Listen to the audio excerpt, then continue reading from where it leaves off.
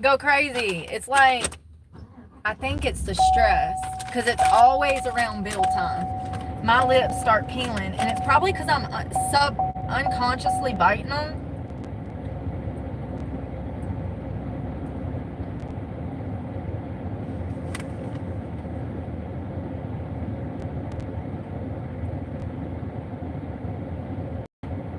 I wish I'd stop doing it. It's stress. Stress be a killer. Stress is my killer. Who killed her? Stress. Listen, we got some preparing to do. Got something on my tongue. I need to brush my teeth. Scrub-a-dub-dub. Yeah, stress is a killer. K-I-L-L-E-R. Yo, the Pepsi man got out the van, and I was like, damn, who's that guy? Da, da, da, da, da, da. He was cute. I was like, oh damn, not me being a stalker over it. Not me, not the pot calling the kettle black. I get it. You can't help yourself. You got to take a gander for yourself. Listen, we look and we do not touch. This poor woman walking. Man, you got the diabetes too. I see your little pump. Bless your heart. I give you a ride, but I ain't got no seat, girl. You can get in the back of the truck bed. She's probably looking for a husband. She got a husband. Surely. I'd offer you a ride, but I literally don't have a seat. Y'all, that Taco Bell went bad. That taco was only $1.99, and it was actually like soft shell cheese, a crunchy shell, more cheese, beef, some kind of sauce, lettuce, cheese. It had everything on there, but I didn't get a Supreme. I bet it would be really good as a Supreme, like that girl said, with sour cream. I think that was a girl. But somebody said in the comments a while ago that it would be good with Supreme. I'm stressed. I'm glad I worked out a little bit, because let me tell you something. I wasn't gonna, and I've been depressed as shit because I ain't worked out for like 2-3 days, right? I have to work out every day in order to be in the right headspace. So I went and I worked out. I was filming some content. I was playing around. I was focusing on boxing. I was just trying to get my body moving, and I feel so much better. And it makes me realize that when I am ovulating and going through the hard parts of my PMDD cycle, I really need to focus on working out those days that I'm going through it. That's when it would be the most beneficial, is when I'm the most fucking depressed.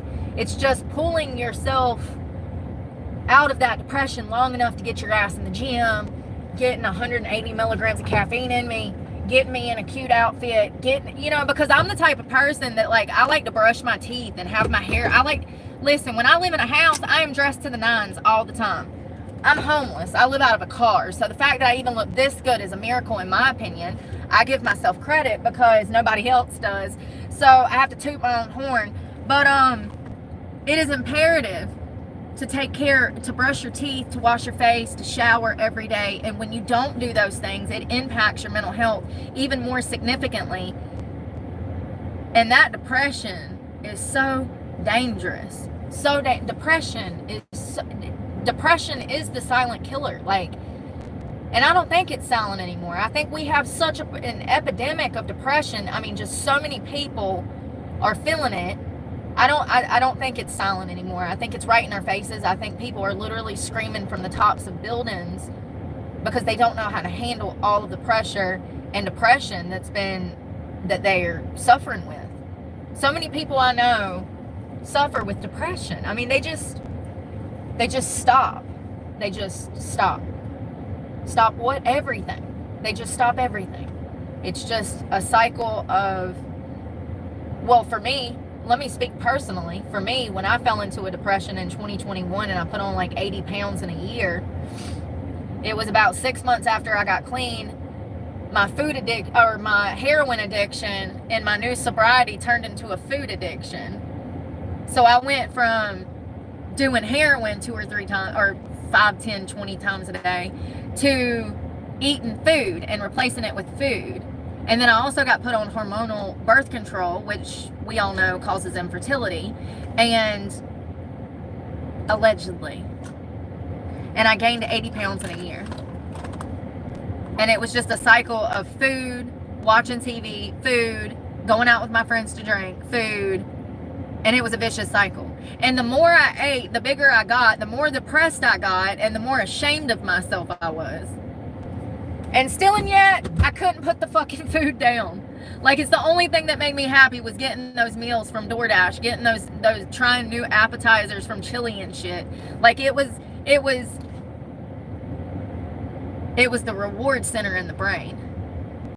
When you first get clean, this actually happens to a lot of heroin addicts and meth heads and stuff. They get clean and then they gain a bunch of weight. Very common thing. And it's because the reward system in the brain, it switches. I've talked about this before when it comes to vaping. When you're doing hard drugs,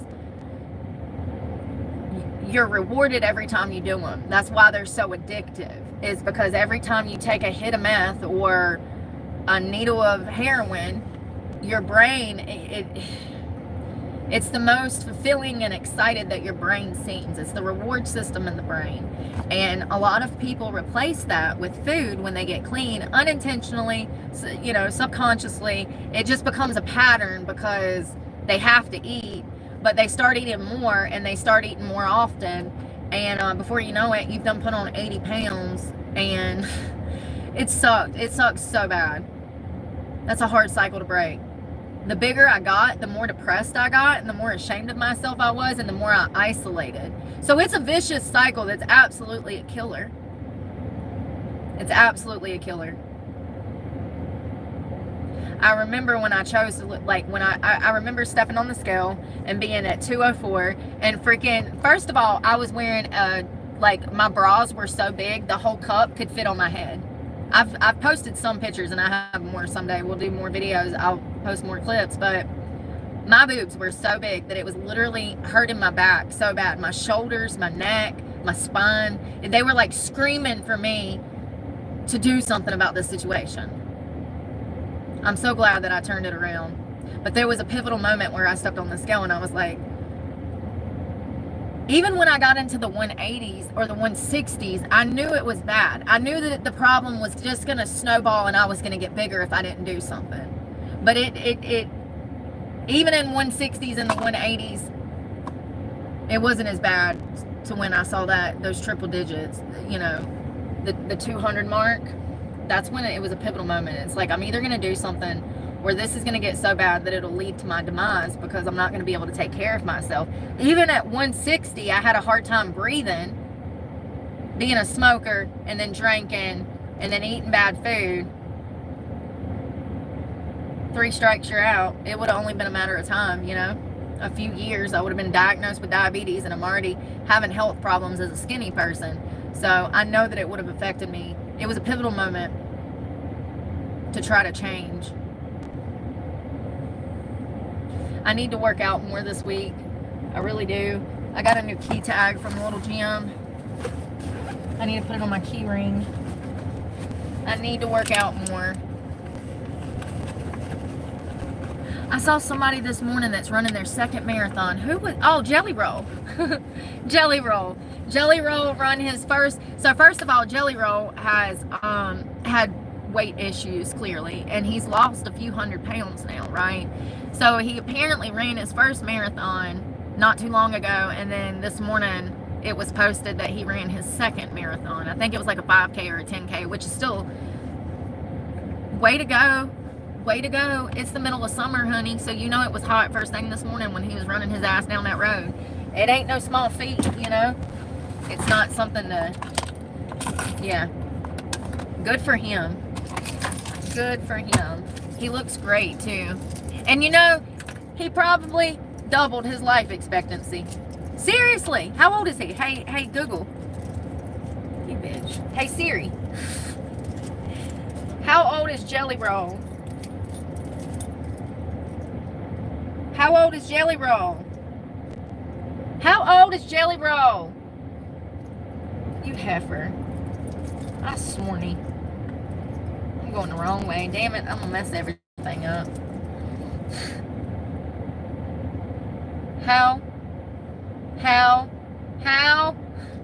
How old is Jelly Roll? Bye, Apple, they said. Ain't he like 35? No, I'm not from the South. I am from Michigan. I'm from Boston. I'm from Boston. I'm from Boston. In my most southern accent. So he's 40 years old. How much weight did he lose? How much? Maybe if I type it in manually, she'll work faster. How much weight did Jelly lose? 200 pounds. Let me tell you something. His poor little heart probably ain't been working properly in 20 years. This is probably, he's had a long musical history. He was, he did rap like 10, 20 years ago. So he's always been a big boy, okay? His heart and his cardiovascular system, his lungs, it's probably actually working like it's supposed to for the first time in a very long time. It wouldn't have took long for him. He was already having health complications. He was, he got to the point to where when he was on stage, you could see he was not even stable on his feet. He had gotten so big. In my opinion, I'm not bashing him. I just want to be clear that in my opinion, I could tell he was having serious health issues from his weight.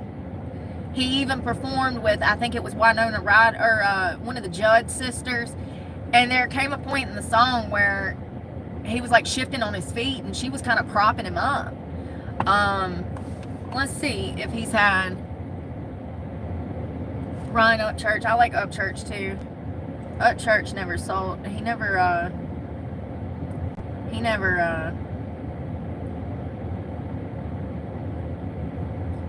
signed. He did everything without a record label, which I respect.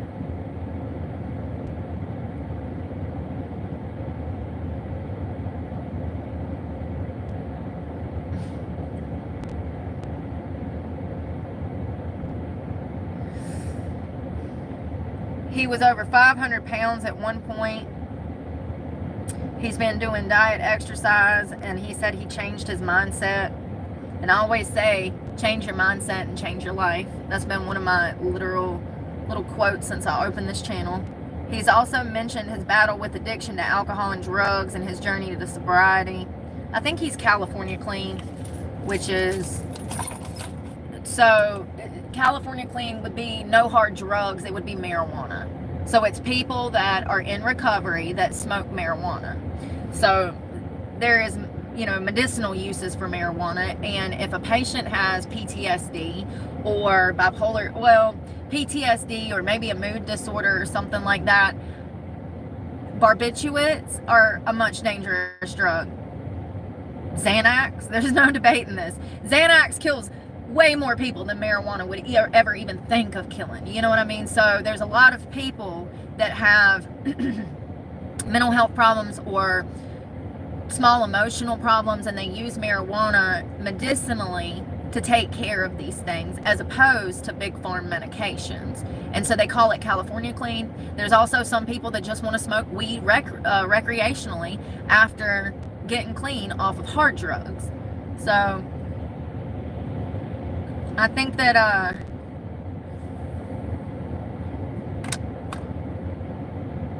he said that he has struggled with severe health issues, stomach pain, infections.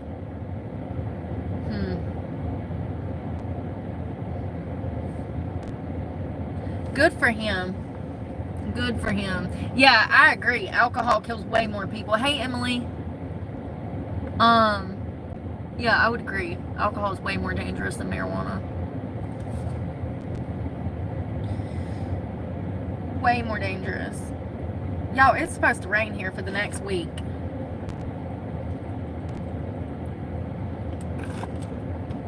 Yep. Every day. Saturday, Sunday, Monday, Tuesday, Wednesday, Thursday. That sucks.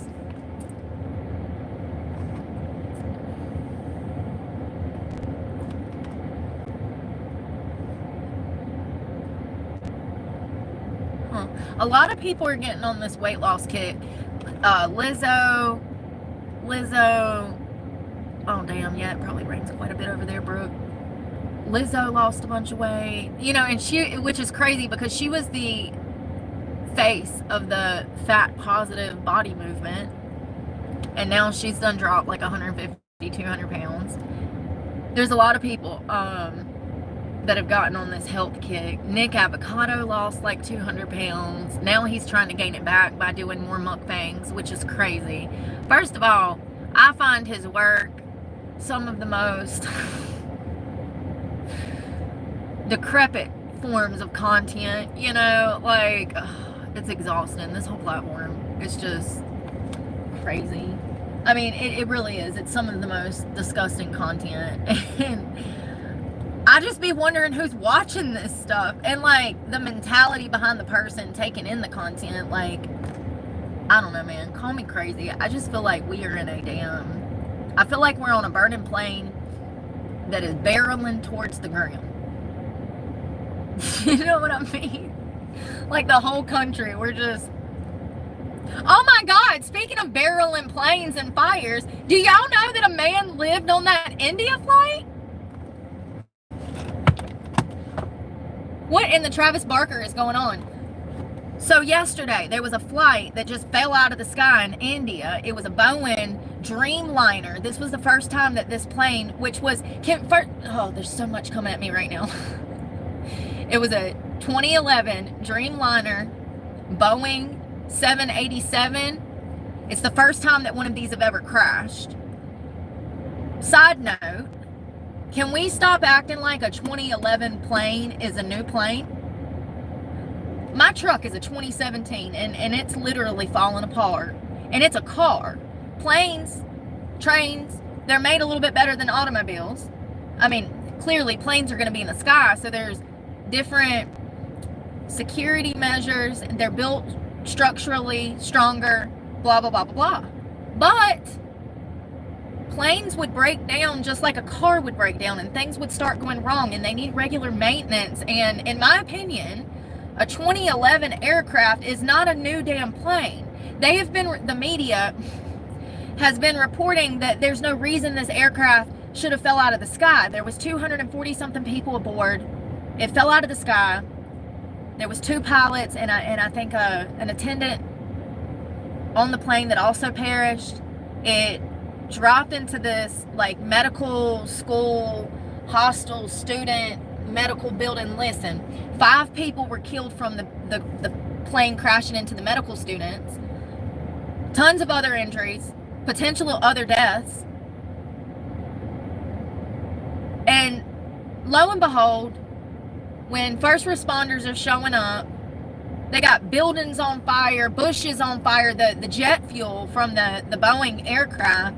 When these things hit the ground, it becomes a fireball, and that jet fuel goes everywhere. And that stuff is extremely flammable. And so the fire is everywhere. Buildings are on fire. People are screaming. And lo and behold, this guy stands up out of the rubble. He says he doesn't even remember how he got out of the plane. Once the plane hit the ground, he was on this flight. He was the only survivor out of almost 250 people that perished. And he walked out of there. First of all, I don't know who this man is. My hand's itching. I don't know who this man is, but God has a plan for his life. He literally walked out with minor scratches, and he was put in the hospital. So he probably had some serious injuries because he was put in the hospital, but he was the only survivor. He says he doesn't even remember half of the event. He doesn't remember how he got out of the rubble. He doesn't remember walking off the plane after it hit the ground, and there wouldn't have been much left. He said he doesn't remember anything. I mean, it's absolutely insane to think that somebody lived through that, A. But also, I wonder how he's going to handle this, because the video of him walking down the road, I mean, he literally just walked out of there. He seems like he was severely in shock. Severely in shock. He almost seems like, he looks like he's out for a trail walk on a Sunday afternoon at a state park. Watching him is like an out-of-body experience. You can tell he's having an out-of-body experience. He is not there. Like, the lights are on, but nobody's home. It's weird. I just hope that he continues to live. But there's this thing called survivor's guilt, and I was looking into that, and that seems to be actually it's a really sad, like, mental health problem that comes from surviving either like a natural disaster or some freak accident like this. You're the only survivor out of like 250 people almost, and you live. These people fall into analyzing how they survived, why they survived. Some of them turn to religion, some of them turn insane, some of them get over it easy, and then some people, like Travis Barker, they heal from it. You know, he was in a huge plane crash. He burnt a good portion of his body, had to have skin grafts, and I think he took his first plane ride like a year ago after like 2 decades of not flying or something. And so it seems like he's finally come around to processing the plane crash, and he finally flew.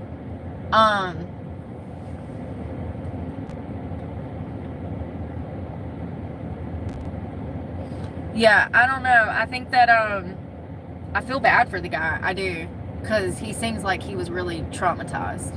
Really, really traumatized. Hey, Rob. Oh, God. Bonnie Blue ain't going to be going after nobody. Her OnlyFans got shut down this morning. One for the team. Yay, that's a win.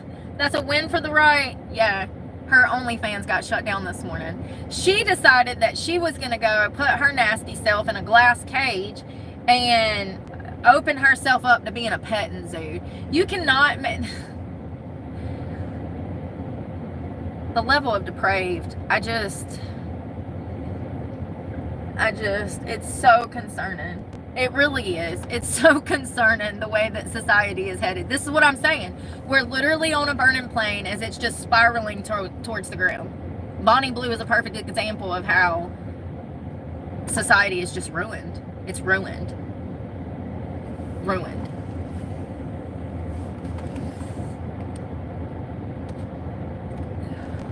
I vape so I don't strangle little bitches like you. Yeah, so they shut her OnlyFans down. Hey, Lauren. So she ain't gonna be, no, Bonnie, I don't know who Bonnie's manager is. Lily Phillips is the one that has her mama manage her. Lily Phillips. And that's who Bonnie Blue, and they got like a competition going on. Hold on one second. No, not Bonnie. Who is her manager? Who is Bonnie Blue's manager?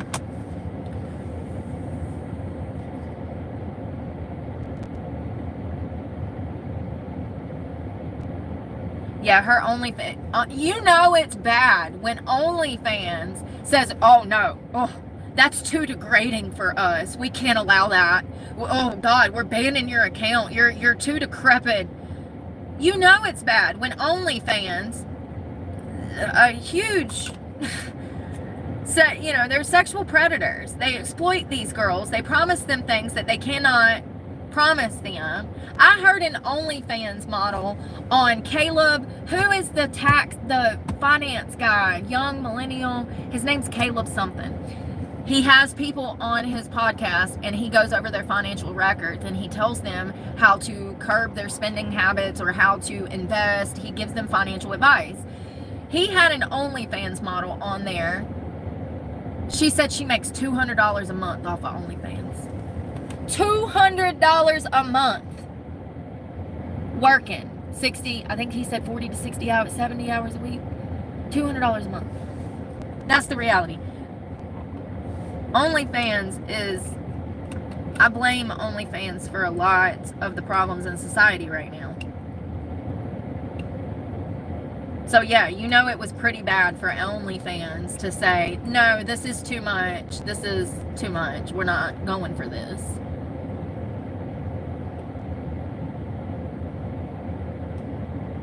She literally looks so soulless. I saw her talk in a podcast this morning.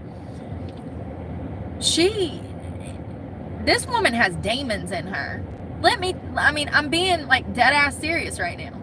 You don't do things like this and then everything's okay. You can see it in her facial features, her eyes, the way that she talks and looks at people. This woman is demonic, and she is out here. I mean, seriously, is she the Antichrist? Like, it's crazy. It's that bad. She's soulless. She sold her soul, it looks like, in 2015. No.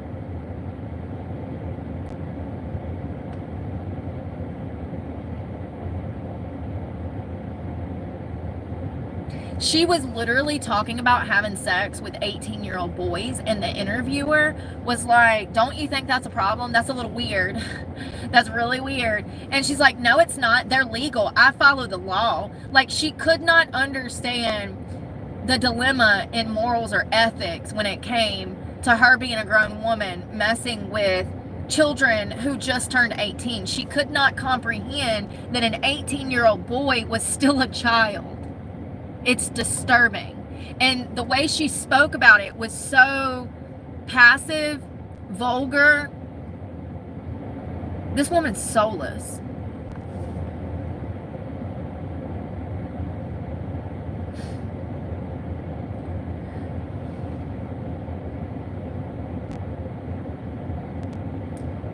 So Blue then began earning money by filming herself having sex with 18 and 19-year-old students.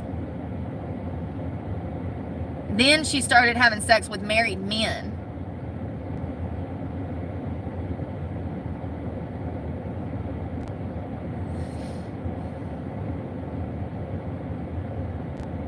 You know, when she ends up dead, I done told y'all that one of them's going to end up dead and on drugs.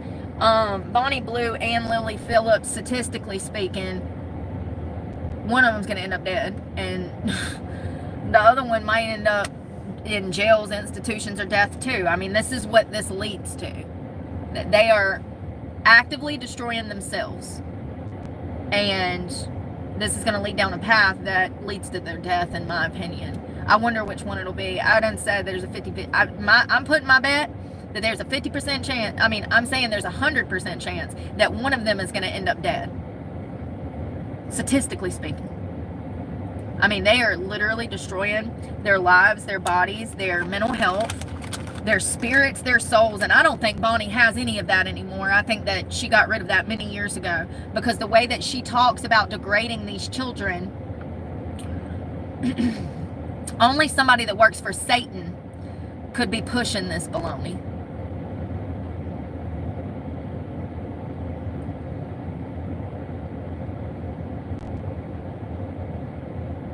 I mean, I'm repulsed at reading some of this. I can't even read it on camera. It's so bad.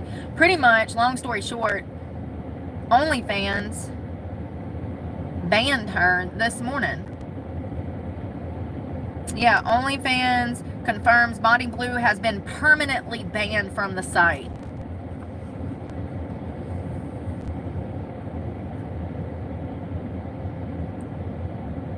Good, now arrest her.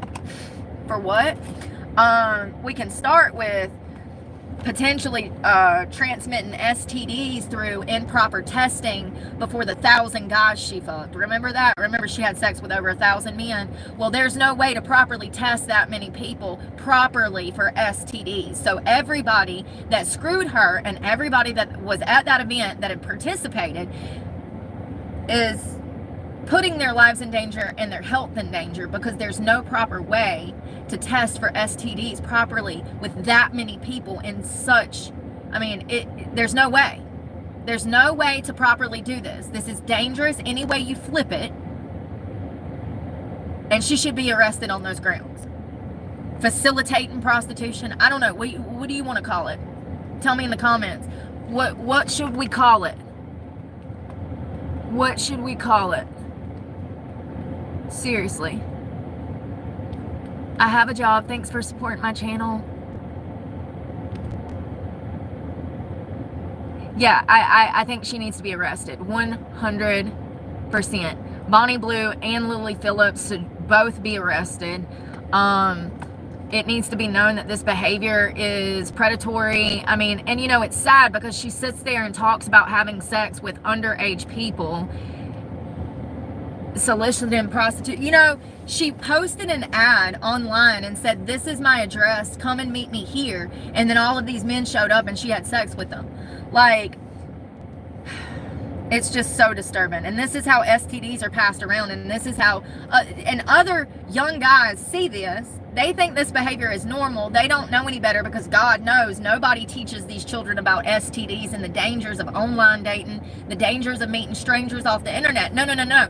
We have a culture that supports that behavior, which is dangerous for these young people. And they're dying in droves. They're getting STDs in droves. The CDC currently, just for the state of North Carolina, has out 3 health advisory warnings for AIDS, syphilis, and monkeypox. If you have unprotected sex from someone that you meet on Grindr, there is a 77% chance that you are walking out of that meeting with an STD. Both of these women need to be arrested. This is ethically, morally, and somehow, I know for a fact, illegal. It's got to be. It's got to be. These people that are showing up to do these gangbangs are not being properly tested. There's no way to test over 1,057 men. You can't even test 1,057 men in 12 hours, but that's what it took her to screw all of these guys. 12 hours. You could not do proper STD testing on over 1,000 men in 12 hours.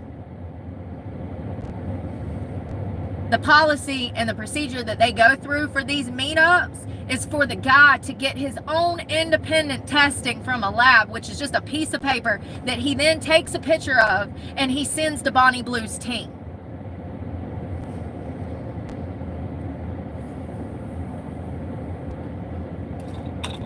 You know, hearing her talking about abusing these 18, 19, 20-year-old bullies, because I'm going to call it what it is,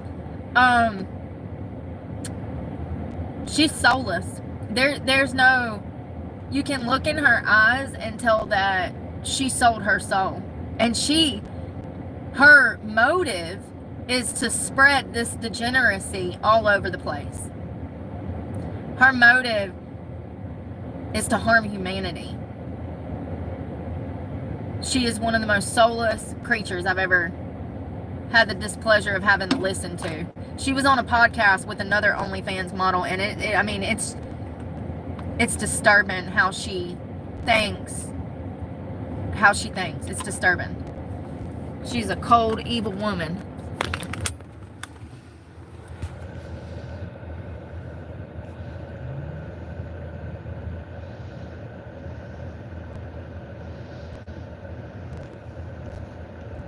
She does not. She doesn't enjoy sex at all. That's why they cry when they get done. That's why they cry when they get done.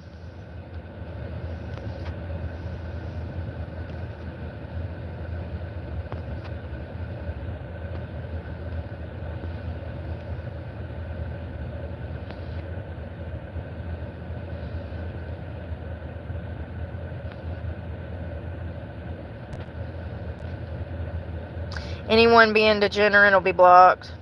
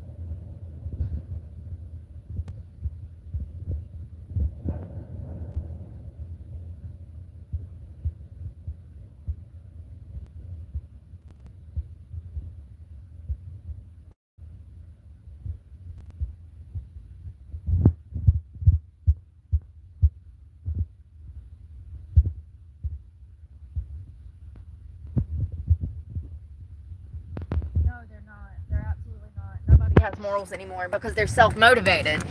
And that's a fact. The majority of civilization are motivated by their own lust, their own desire, what they want in the moment. Look at the obesity rate. It shows in the way that people let them go by fueling their bodies with food, you know? And it's the same thing when it comes to drugs, alcohol, lust, sex, 7 deadly sins. Hold on. I forget them.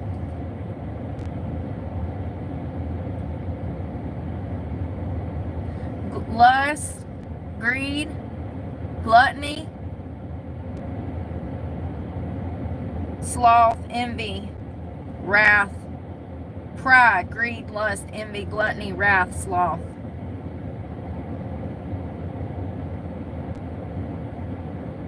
People are self-motivated.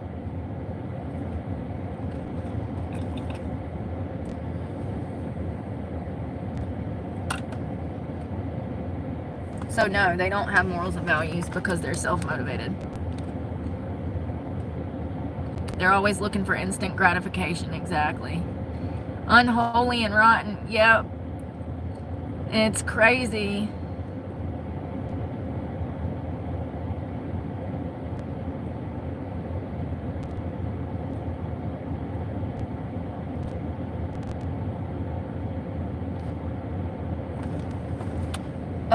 Envy was on this list. And I'm going to keep smoking so that I don't kill people like you. Greed, excessive desire for material wealth or possessions. Excessive pride, excessive belief.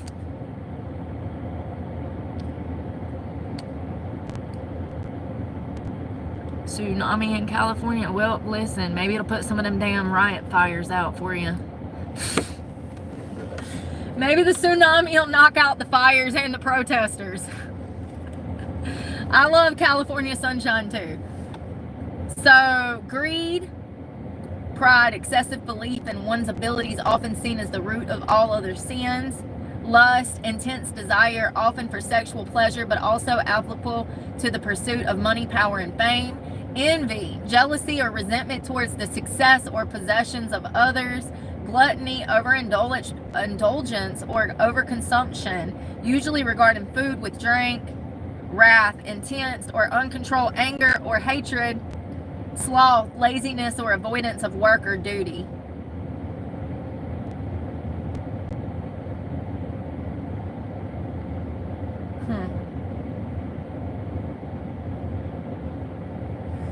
Immoral temptations.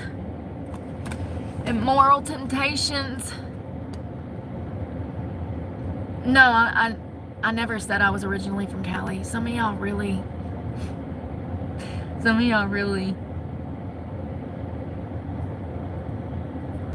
Let's see here. I'm just gonna bombard YouTube. You know what I mean?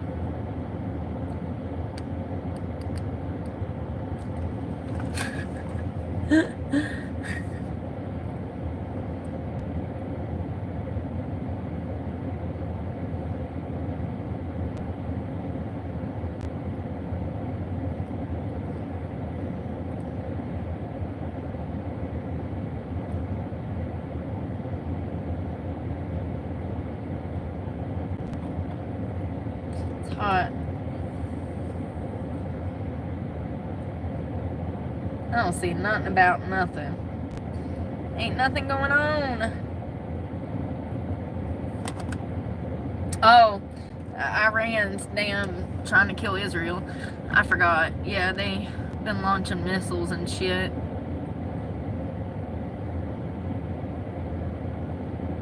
What? They're talking about nuclear weapons and shit. I got too much shit going on in my life to be dealing with World War III, okay? I'm already going through World War III. I ain't got time for this. You know?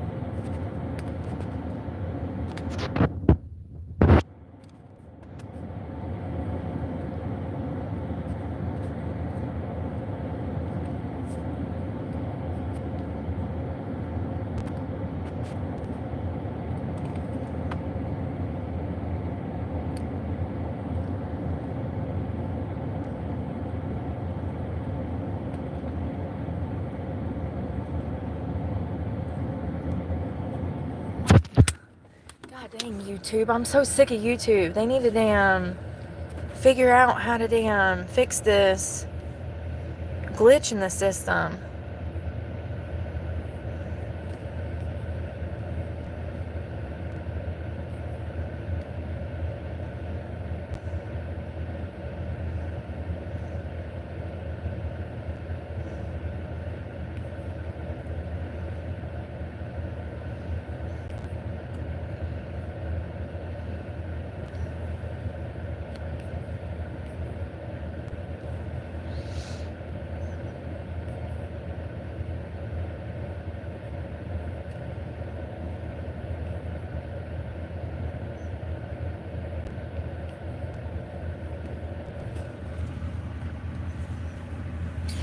I'll roll the clock. I'll just sit here blocking people all day and make money off of that.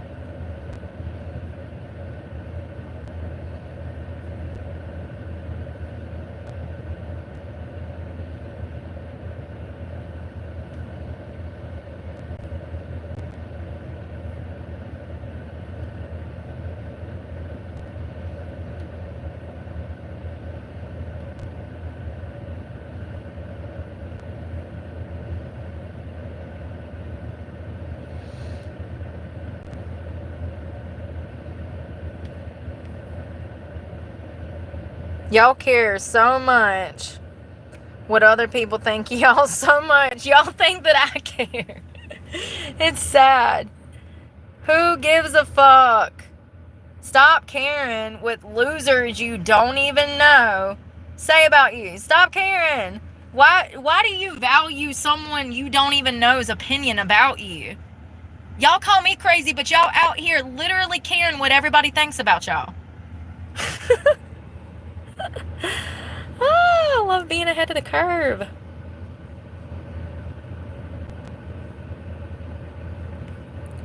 You know what that stems from, right? A lack of identity. A lack of identity. You don't know who you are. And so you care what everybody thinks about you because you don't even know who you are. It's crazy.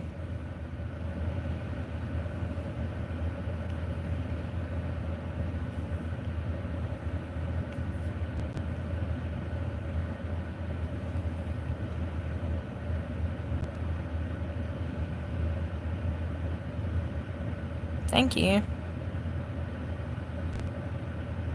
America.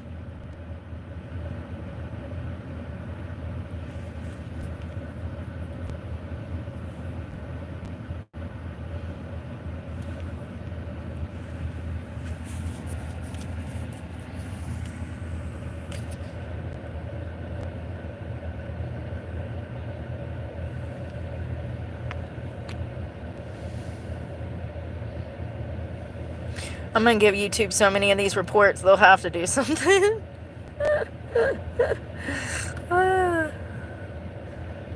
Anything that's sexual, I flag it for sexual abuse.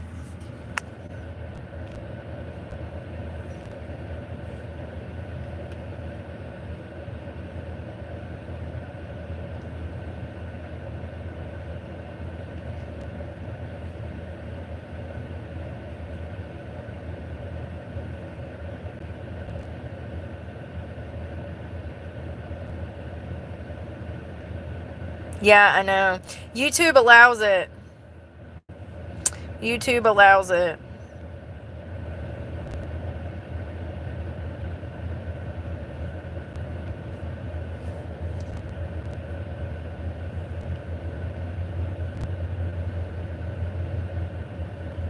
Do y'all see this degeneracy? This is exactly what I've been talking about. And just know that every child in this country has this in their back pocket, and they see this.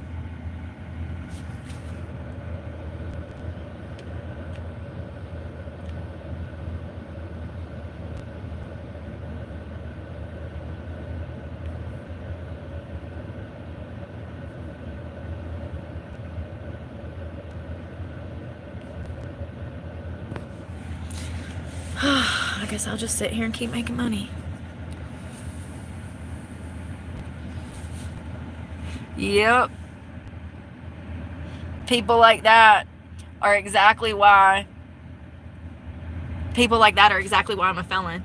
Because if they were to say that shit to my face, they wouldn't be alive. And they know that. That's why they come after me, because they're jealous. They're jealous. You know, this is a generation, the upcoming generation, they're scared. They're scared to live. They're scared to do anything. They're not even getting driver's license. Do you know that most 16 to 30-year-old men, there's more men without driver's license than there are with in that age gap, in that age range? Specifically 16 to 25. They're not even getting driver's license. They don't want to leave mom and daddy's house. They sit around.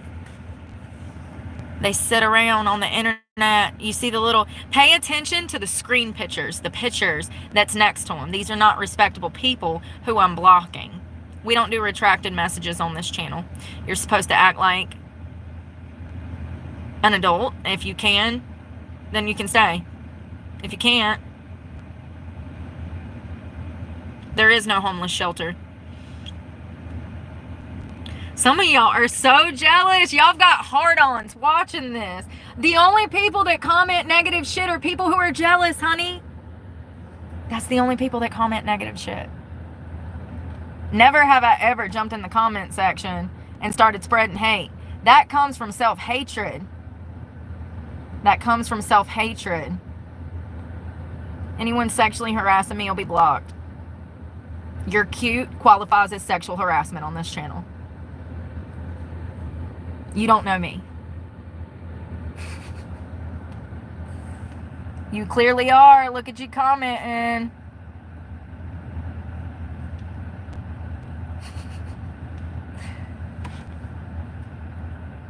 Satan works hard, but I work harder.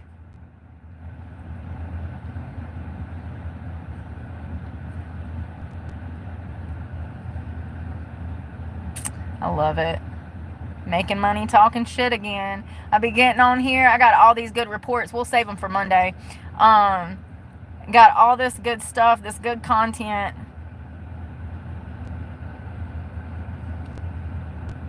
We'll save it for Monday. I'll make my money arguing on the internet today for fun.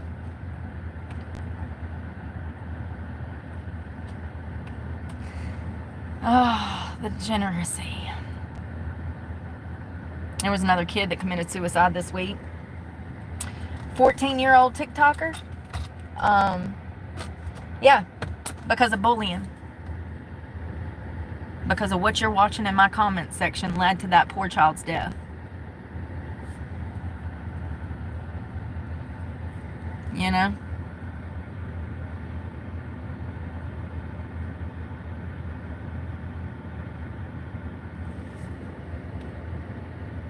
No, I'm only blocking children.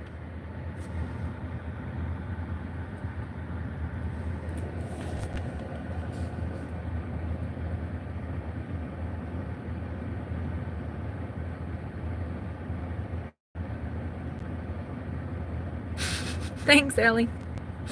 It's crazy. I like to come and actually talk about things that matter, but unfortunately YouTube has no censorship for the trolls and bullies and degenerates of YouTube. So, you know, this is what we have to do some days. I actually take joy in it because I want other people to know that are in this space that it's not their fault.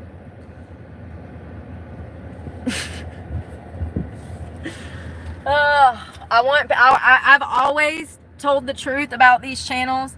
I've always been open and honest. I'm always forthcoming. I've actually been the leader of truth on this platform, other than people that have been in the game a little bit longer, like maybe Rogan, Ben Shapiro. They're pretty honest. But I've always been forthcoming, and YouTube facilitates this behavior for clicks and views. They do. They allow this type of harassment, social stalking, gang stalking. They allow it to go on for clicks and views. And YouTube was never honest with, they've never been honest about this at all to creators. It's like it's the unspoken silent killer of, it's the silent killer of creators. I mean, they're literally out here killing themselves from the bullying, the taunting, and stuff like this.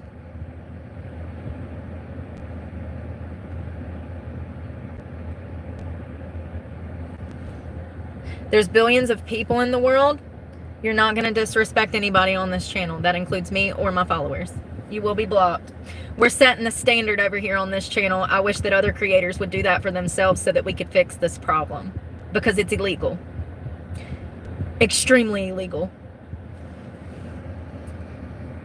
No, there's not. They don't have respect for themselves, and they don't have respect for anyone else.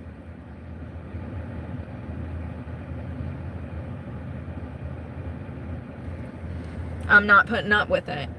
I don't need to. There's billions of people. Billions of people.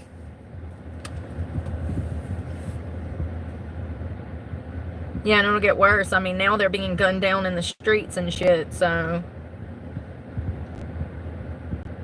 Who's the poor kid? TikTok star dies from suicide.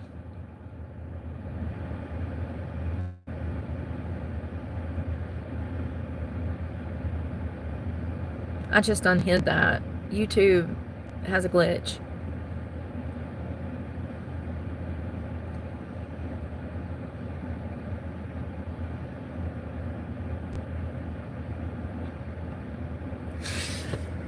Do you know how stupid that is? Hold on. Do you know how stupid that is?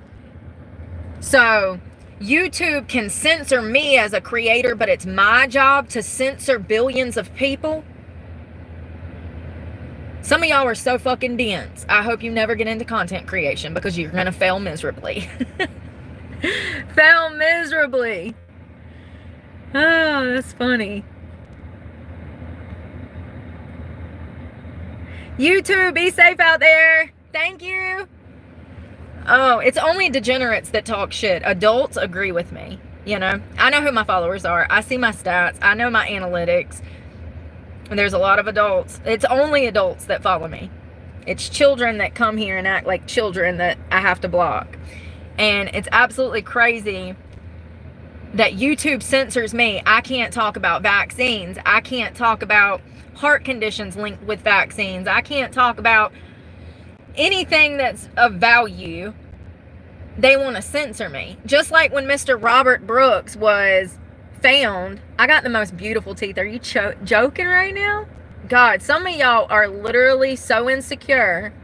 I have a I remember growing up when I would go to the dentist office would talk about how perfect my teeth are.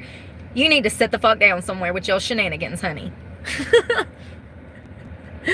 I love it. I love it. It's so funny. People really show you where their insecurities lie. So whoever's talking about my teeth clearly has a problem with their own teeth. See, that's how that works. That's called projecting. Projecting. I love it. What did I tell y'all? I hope so. I would rather be a hillbilly than some city bitch being fake. Absolutely. Any day. Glad you brought that up. I'm proud of my roots. I am proud of my roots. Anyone sexually harassing me will be blocked. Blocking people. What are you doing? I'm making money off of blocking people. Running the damn clock up. Oh, I'm self-absorbed as I sit out here trying to help people. Y'all are pitiful. Pitiful. I am very proud of who I am. 100%. 100%. This is crazy. Yeah, they do. I love it. I just love proving it. I love proving that this is not my fault, that I'm not the bad guy. I love it. Absolutely.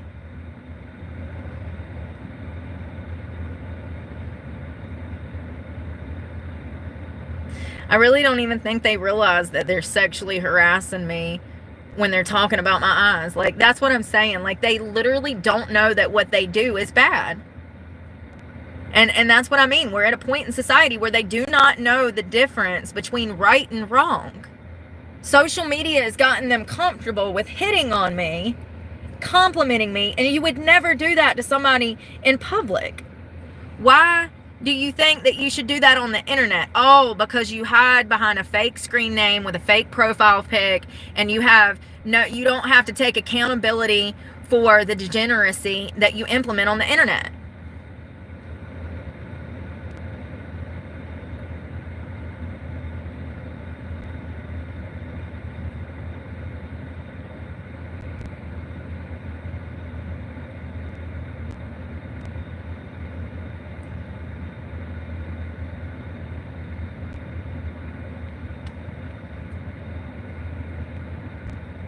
We don't do retracted messages on this channel.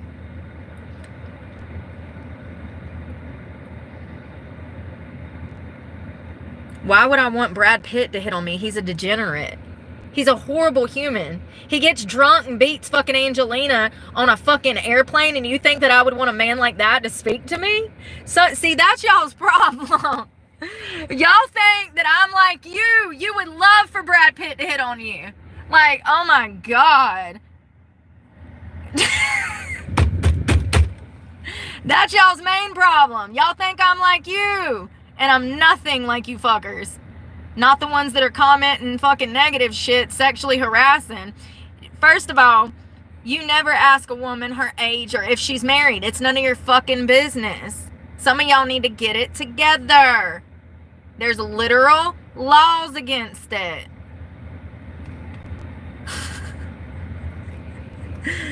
Ah.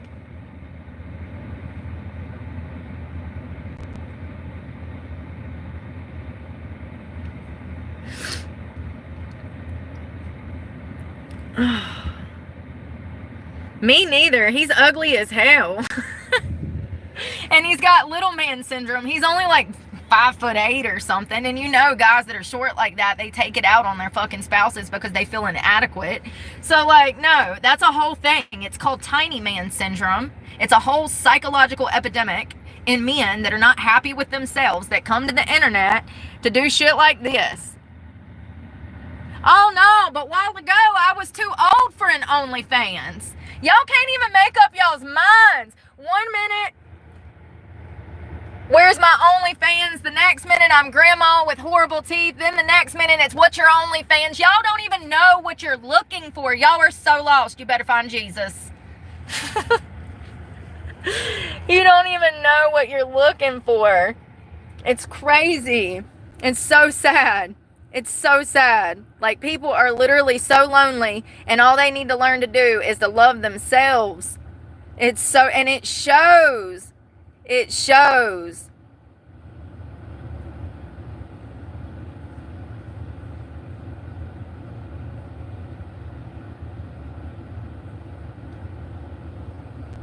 Poor thing ain't got no personality. Bless your heart.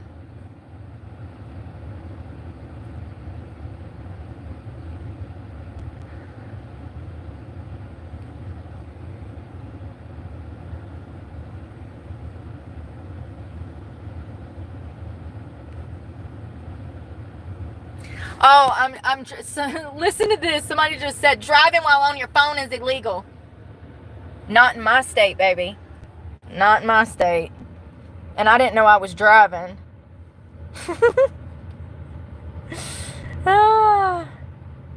Being beautiful has nothing to do with the economy. See, some of y'all are sick and you give yourselves away. You see a pretty girl and you think we're all dirty fucking whores because that's what you want. There's tons of women that are fucking beautiful living on the streets. It's time to grow the fuck up. Just because you're a pervert and you want to use a girl when she's at her fucking lowest doesn't mean that she's going to allow it to fucking happen. We're not all the fucking same. Some of y'all are disgusting. Like, literally, I wish that I could find a way to get, like, IP addresses so that I could hunt some of y'all the fuck down. 100%. That would be a whole fucking full-time job. This is my job. Thank you for supporting. I might actually make an $800 check this month. It still wouldn't be enough to pay my damn truck payment, but $800 with no truck payment is $800 in my pocket for food and money to make more content.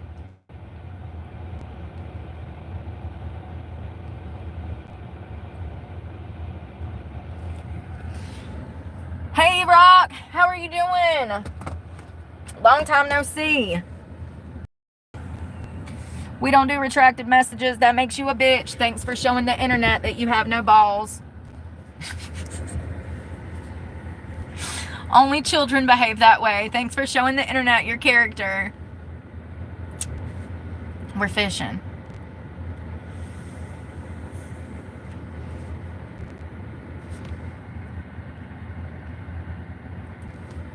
I work for God.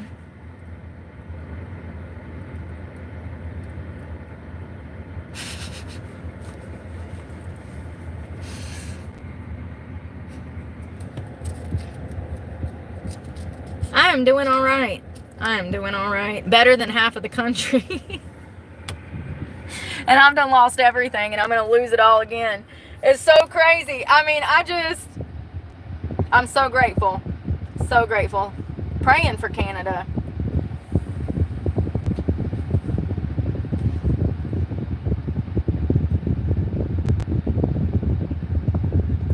Canada.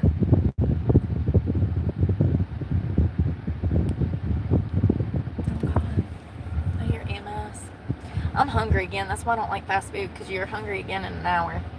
If I would have had like a good piece of chicken or something like that, you know. It's going pretty good. I had a bunch of content, but I guess we'll do it Monday. I guess we'll just enjoy Friday off. I know, Mark Carney, oh God. I'm really wondering what he's going to do. Like, I wonder how bad it's going to get. I don't like that guy at all. He looks demonic. He looks like he could be kin to Joe Biden, honestly.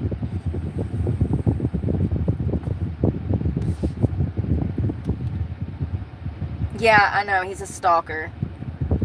Once again, if you bring drama to this channel, you'll be blocked. Nobody cares. Who has a hate channel on me? Nobody cares. Like, please, go get you a glass of not giving a fuck. Please. Please stop caring what people say and think about you. There are more, you are so much more than that. These people's opinions do not matter. They're losers.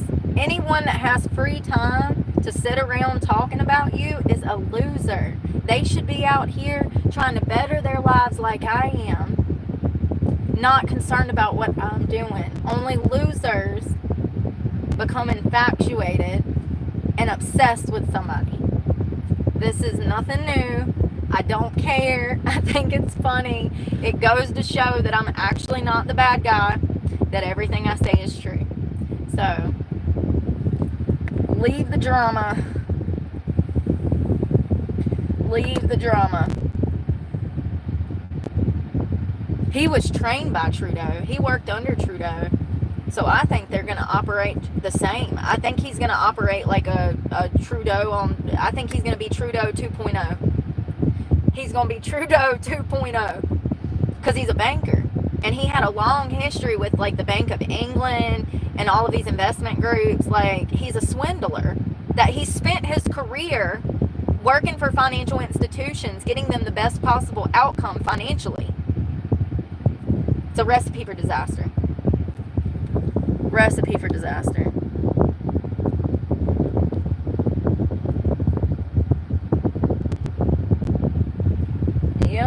what it is. That's what it is. I have nowhere to put a tent. Oh, y'all, the trolls. This is why I'm just not even talking about this shit today. Oh, God. It's just so funny because people that don't even pay bills, that have never paid a singular bill in their life, come here trying to give me advice. It's crazy. It's concerning.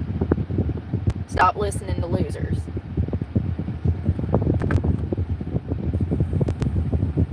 Sometimes I do that. Sometimes I'll cut the comments off. And sometimes I don't. It just depends. It depends on my mood.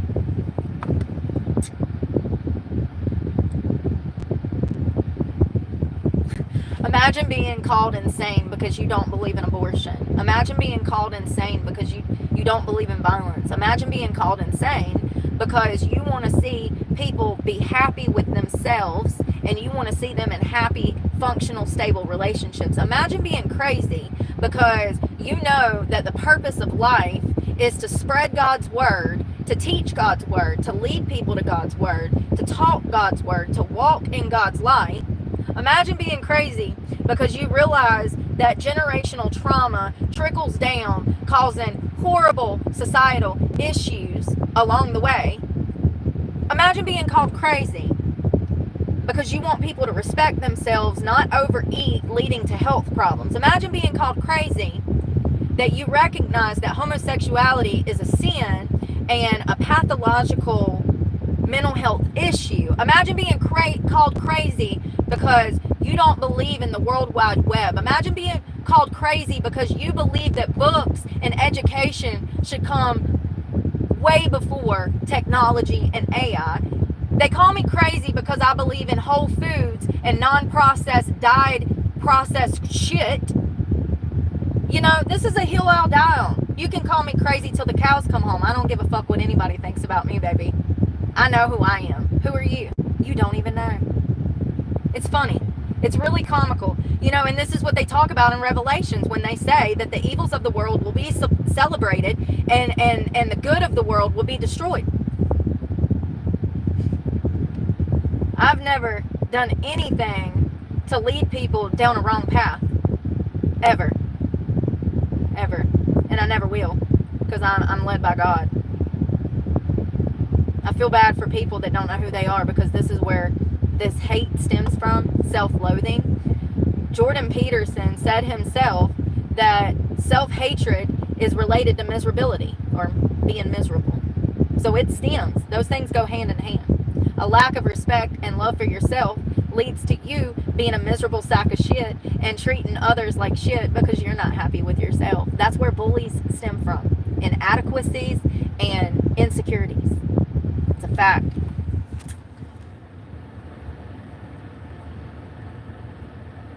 You should not be commenting on anyone. You don't know me. You do not comment on a girl. You don't give a girl compliments unless you know her. See, over here, we're going to rewire everybody's brain.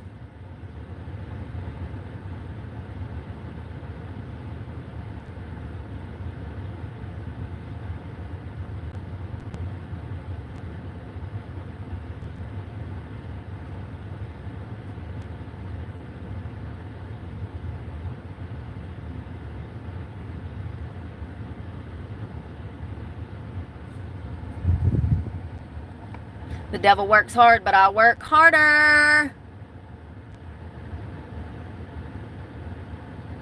Yes, commenting on someone's physical appearance when you do not know them is absolutely sexual harassment. You have no right to be commenting on anything on another person. The internet has gotten y'all too comfortable with being weirdos. And I'm teaching women how to respect themselves and I'm teaching young men how to respect women. When you first meet somebody out in public, do you walk up and start saying, oh God, you got some nice tits or you got some pretty eyes? Or no, you don't. So why do you feel entitled to come to the internet and talk about my body, my eyes, my hair, whatever? It's sexual harassment. See, if you did it in public at school while we were in high school, they would pull you into the principal's office and tell you to stop hitting on me.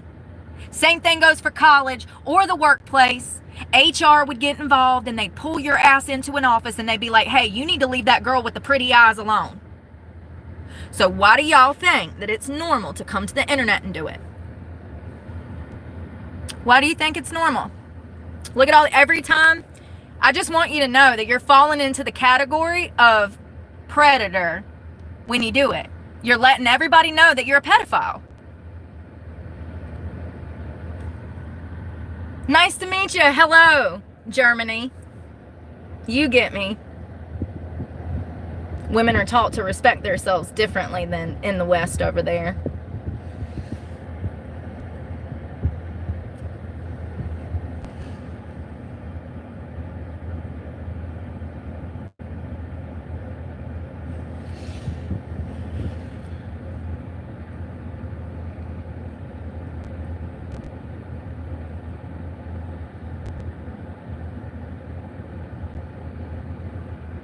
I never did math. Stop projecting.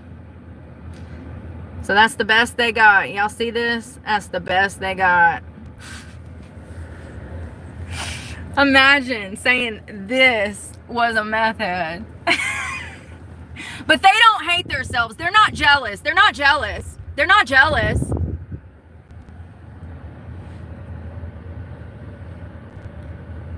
I love it.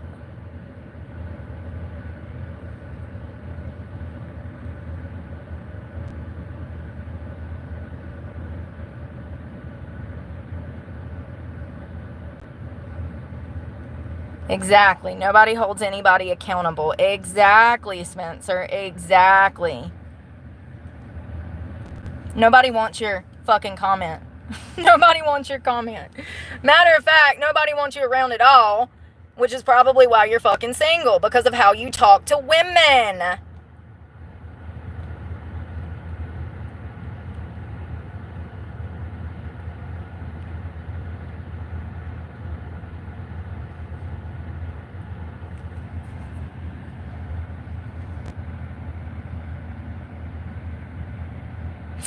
If I had $1 for every fucking comment, I'd be a millionaire. I don't want your fucking comments. You can shove them up your ass.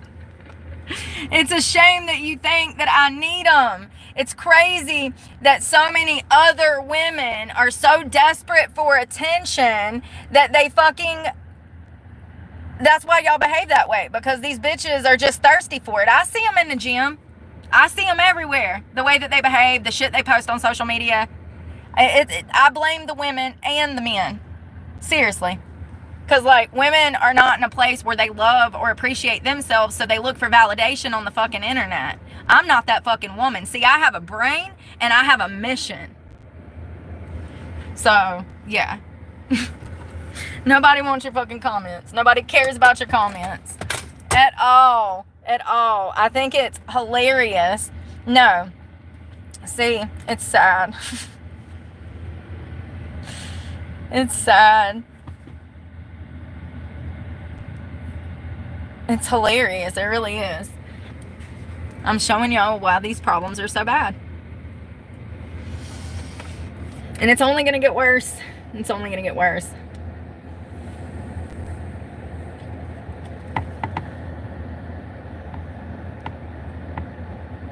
Yeah, well, imagine knowing that this world could be a 10 times better place if people just tried to make it a better place, and then happen to be stuck here with all of these degenerates who don't fucking get it, and all you're focused on is making the world a better place on your own. Imagine how lonely that feels.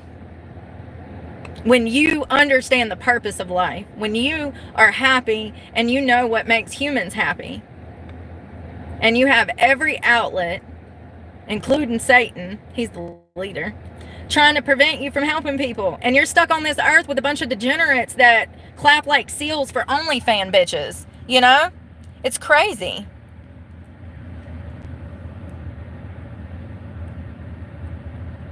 I'm full of myself because I don't want to take a compliment.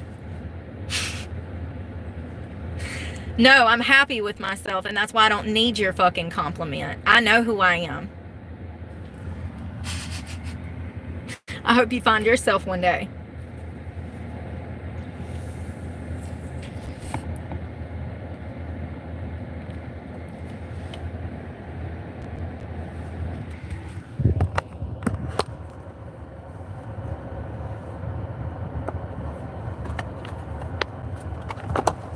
I do. I really want people to find themselves and become happy with themselves. That's how you can make the world a better place.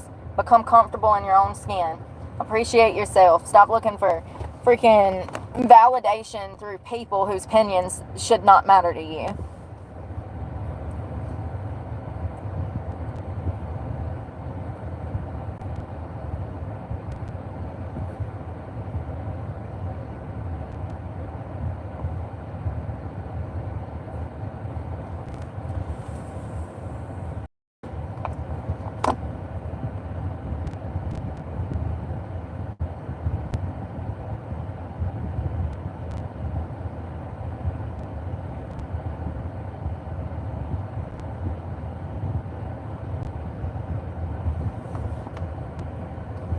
So I need water. Tons and tons of water.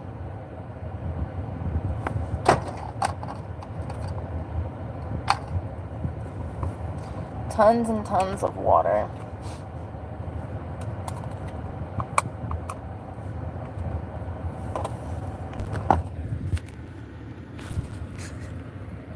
Tell me that you are insecure about your own age without telling me that you are insecure about your own age.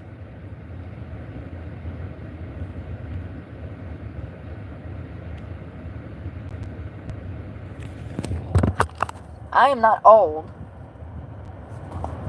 Nothing is old about me. I'm in the prime of my fucking life, and I will be for the next 20 fucking years because I have fitness. And matter of fact, I could be in my prime for another 50 years, and I'm only going to look better next year. And the year after that, I'll look better, and the year after that, I'll look better. And my heart will be pumping more blood quicker. I'm going to be able to run faster. Eventually, I'll quit smoking.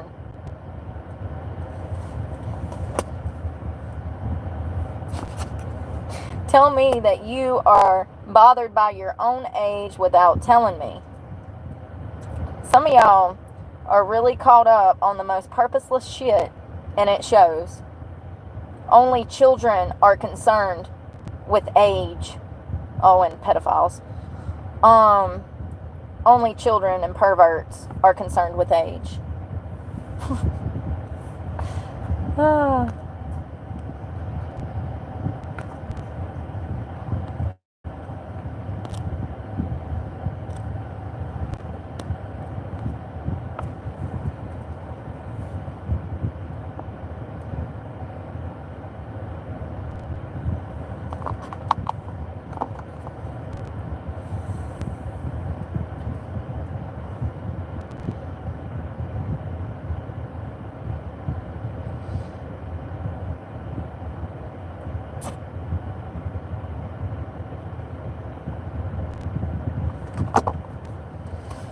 Lots of water.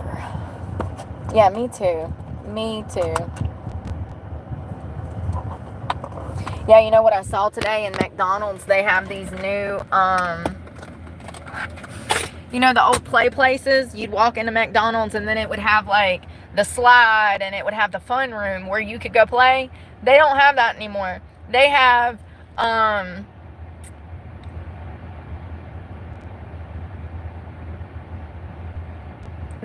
thank you, Tina. I love your picture, by the way, your floppy hat. Looks like a beach day. Hey, Dominique. Exactly. Exactly. Black don't crack. I don't know why people are so hung up. I can always tell when it's some kid in the comments because they're asking about my age, and only children are concerned with how old someone is. Tweens, teens, those are the only people that are... Once you make it past 30, it's like, how old are you? You might ask once. Like, me at 37, I might be like, how old are you? But, like, I can already tell that he's older than me because I date older. And you might mention it once, oh, you're 48, you know? Nobody's really hung up on it, though, unless they're children, in my opinion. And they keep asking, how old are you? How old are you? It's never been a secret, but it really goes to show how simple-minded people are and where their motives lie. The only reason someone asks you how old you are, is because they're interested in a relationship with you. They're trying to figure out if you're a good match for them based off of your age, which is simple-minded in itself. Like I said, only a child would even think like that. Because once you make it to maturity, that is kind of irrelevant unless we're talking about somebody that's potentially underage, and then that person probably needs to be in jail. You know, if they are attracted, if a 48-year-old man is attracted to what an 18-year-old girl could look younger, and a lot of them do. So that's what I'm saying. That's when it, you know, you get what I'm saying. Yeah. I don't know why people come and ask that so much. They act like it's been a secret, and it's not been a secret. I talk about my age all the time. All the time. You know, like this comment, are you homeless? I'm not entertaining it. I'm blocking it. You know what I mean? I'm not entertaining it.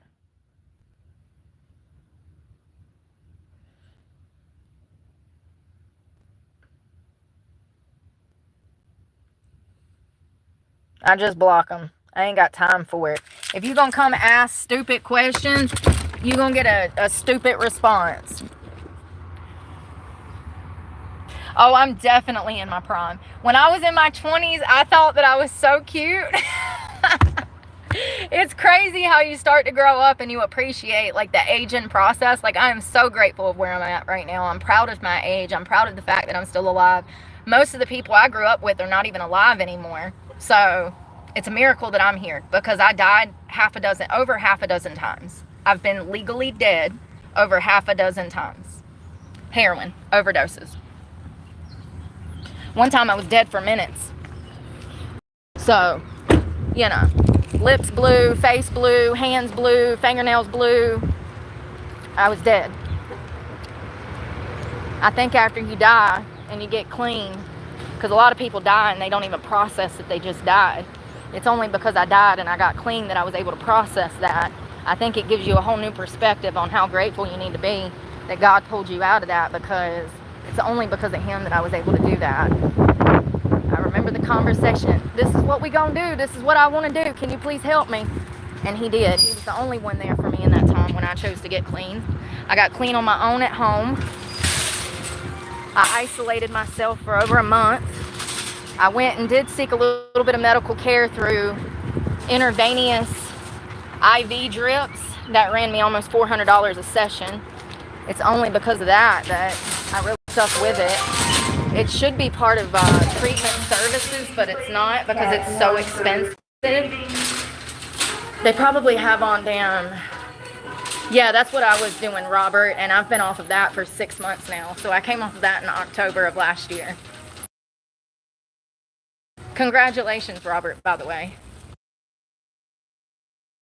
Me too. I think that it can be a great drug, but it's supposed to be for temporary use. We don't really want to see patients on that for longer than 5 years. That kind of, in my opinion, stunts the growth of their recovery when they're left on it longer than 2 or 3 years. But that's Big Pharma taking over this country and over medicating everybody.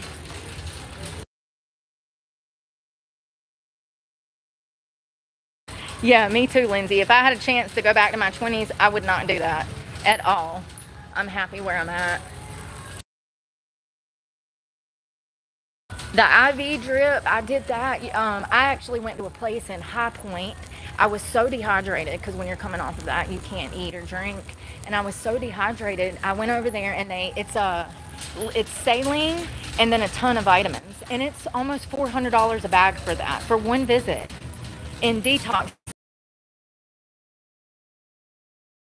But they don't do it. It's too expensive. They one of the during Hurricane Helene, one of the processing plants for the liquid bag IVs, it was destroyed in North Carolina, and so they've had a huge problem with getting blood and IV liquids for months because of this. And so I can only assume that those prices. I got those IVs in 2020. I bet those IVs are over $600 a piece now. It's not feasible for recovery services, even though it's the most beneficial thing.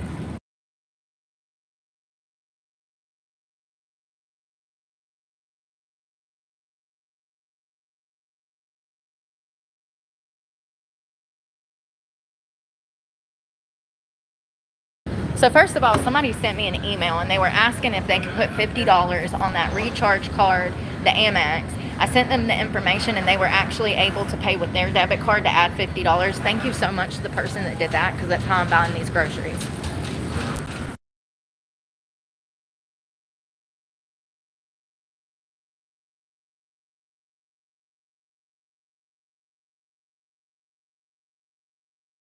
This is that Walmart that's backwards. Oh, Lord, y'all. I ain't had no sweets in forever. Y'all want something sweet? I do. What they got? Let's splurge. Let's splurge, honey. All this stuff is on discount. Pina colada muffins.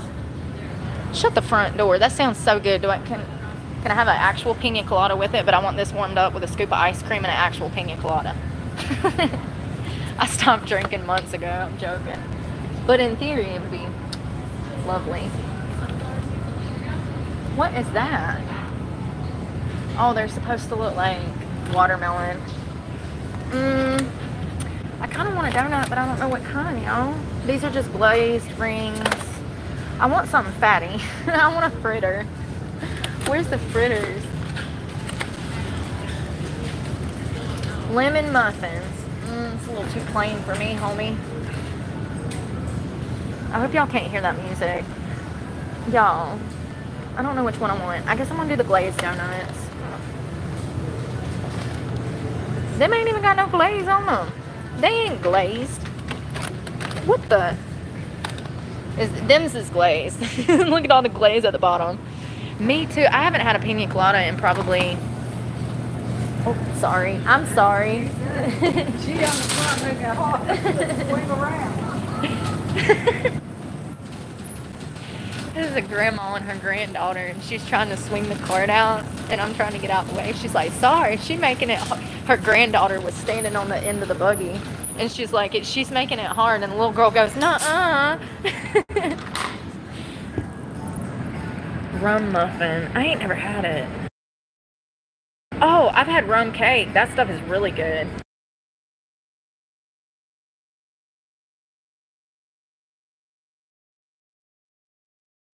Hey, Tyrone. You better call Tyrone.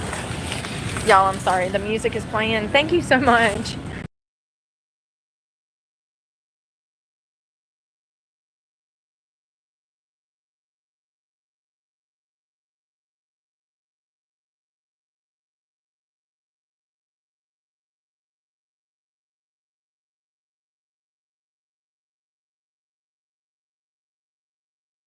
I be trying so hard. I need a thing that goes around my waist to hold the phone up for me.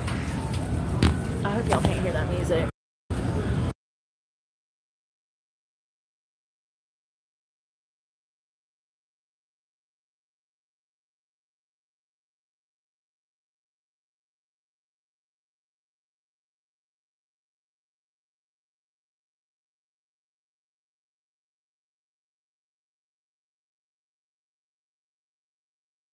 I wonder how much these are. $5.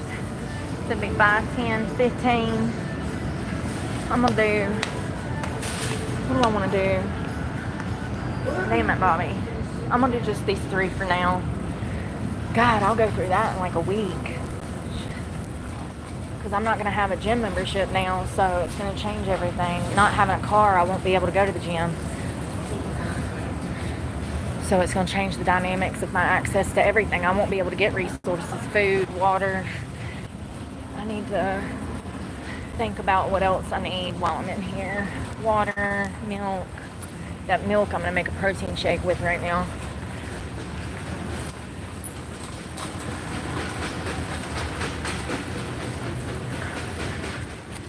Let's see. Noodles. I need some kind of tarp to put stuff under in case it rains. It started raining this morning. It's been raining. It's supposed to rain all week. I've got noodles. I'm not going to worry about food until... I guess I could pick up some soups. I got music.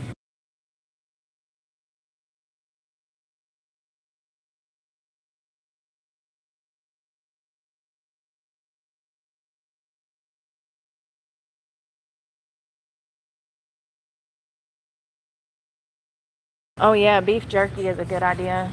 It's just so expensive. I can't afford that right now. No shit. I do like the Dollar Tree beef jerkies. I guess I don't think that gift card will work there. It won't. I've already tried it. It's weird. Super weird.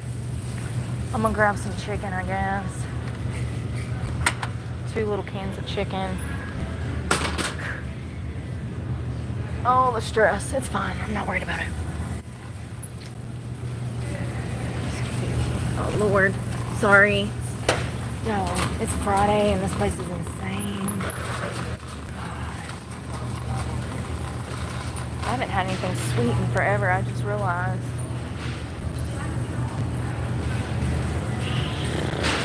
Oh, bananas. Definitely want some bananas. I haven't had a banana in a while. Okay.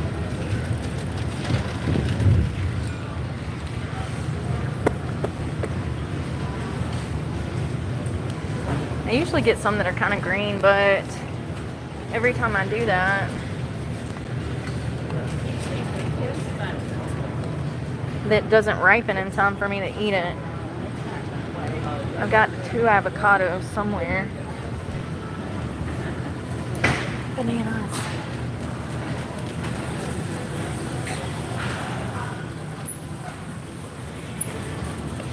This place is a madhouse. I guess that's all I'm gonna get.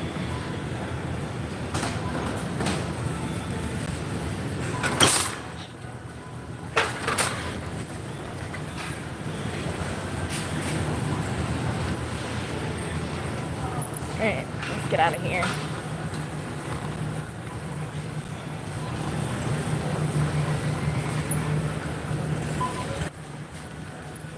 Oh God, this cart. Can't. Jesus. Hey. Good, how are you?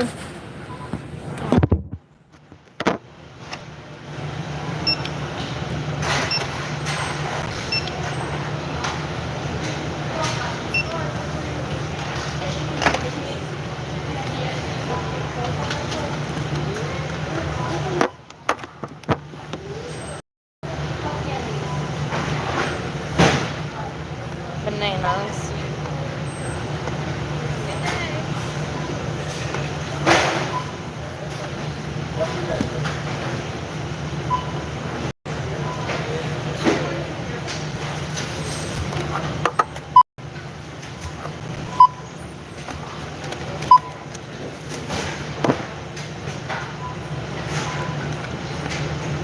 Almost $30 for some water. 2 bananas, 2 cans of chicken, and a milk.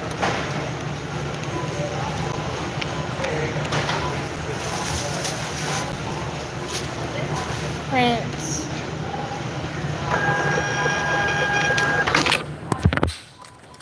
It's crazy. $26. Oh, that's what it is now. You too. Alright. Yeah. I probably spend 150. I don't know. I would have to set down if I go through 10, 20, 30, 40. I go probably, it depends. It depends on what you need it for. Are you going to be brushing your teeth with it and washing your face? Then you're going to need more of it. Then it might run you $100 a month just for water, living out of a car. It runs me somewhere between $50 and $100 a month just for water. It's crazy. Just taking up the collection for these little children. Duke's Hospital. Thank you very much.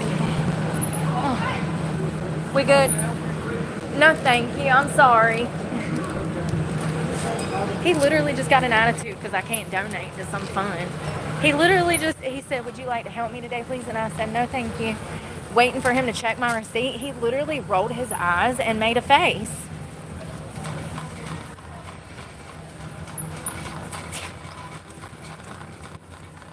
Somebody better tell him I'm a whole charity case myself.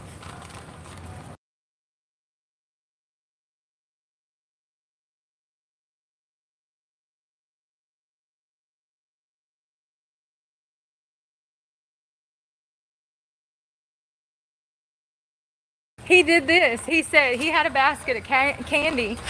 It was the guy that works the door at Walmart. I wanted him to check my receipt.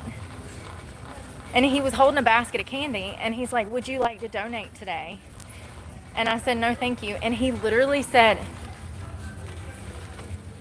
I swear to God, I wish I would have had the camera turned around so you could have saw it. The audacity after they just robbed me for $30 for water.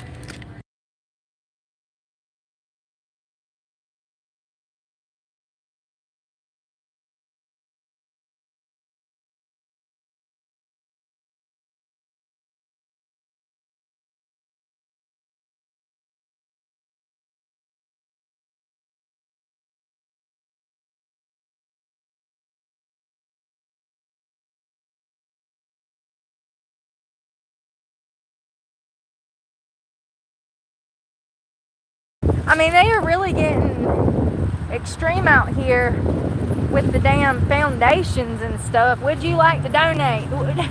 I'm gonna roll up and I'm gonna have my own iPad, and every time I go in to a business for something, I'm gonna just turn my iPad around and be like, do you care to donate to this charity case? Could you imagine? Could you imagine going into Starbucks for a cup of coffee and they're like begging you for a tip, and you pull out your phone and you're like, here, this is gonna ask you a couple questions. You know? We ought to. We ought to. Shit's wild. Anyone caught lying will be blocked.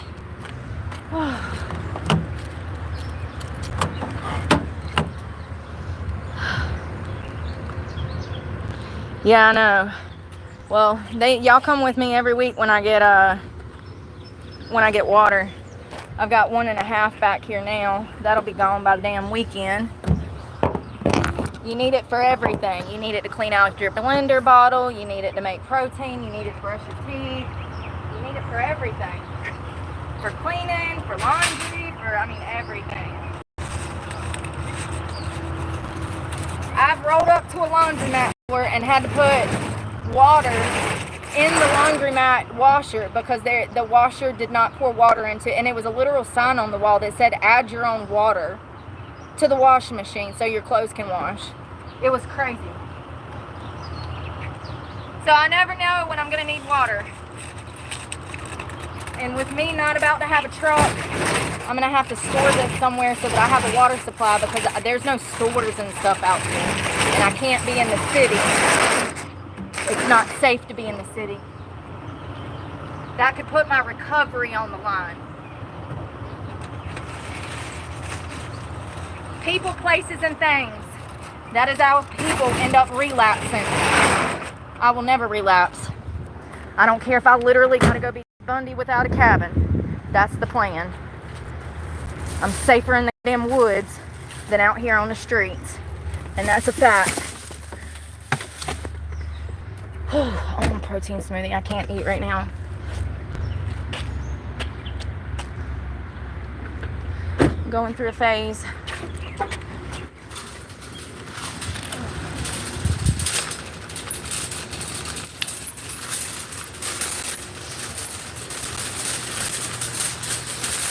Oh, I'm glad I worked out a little bit today. I could probably do some jogging if I could eat this afternoon, but I don't know. I need to eat. I guess I had that burrito. It's not really food though. It's not food. It's filler. The only thing that was even remotely food on that taco was the lettuce. God dang it. Couldn't get the bogey in there.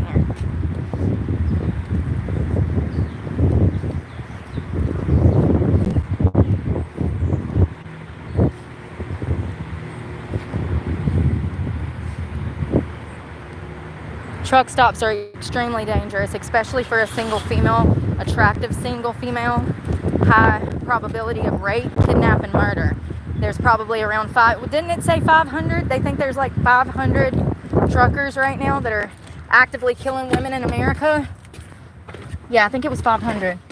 Remember this report I did we talked about a few weeks ago.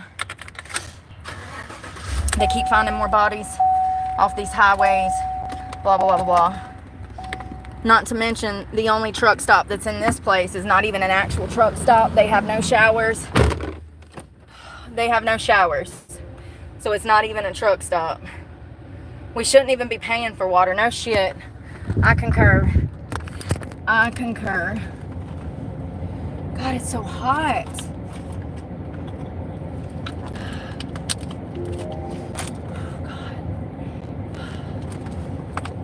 I'm starving. Probably because I had Taco Bell, and that's not food.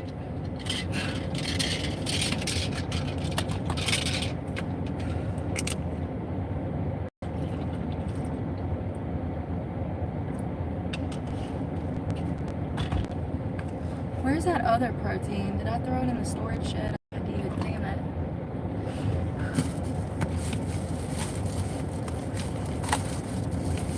Come on, man.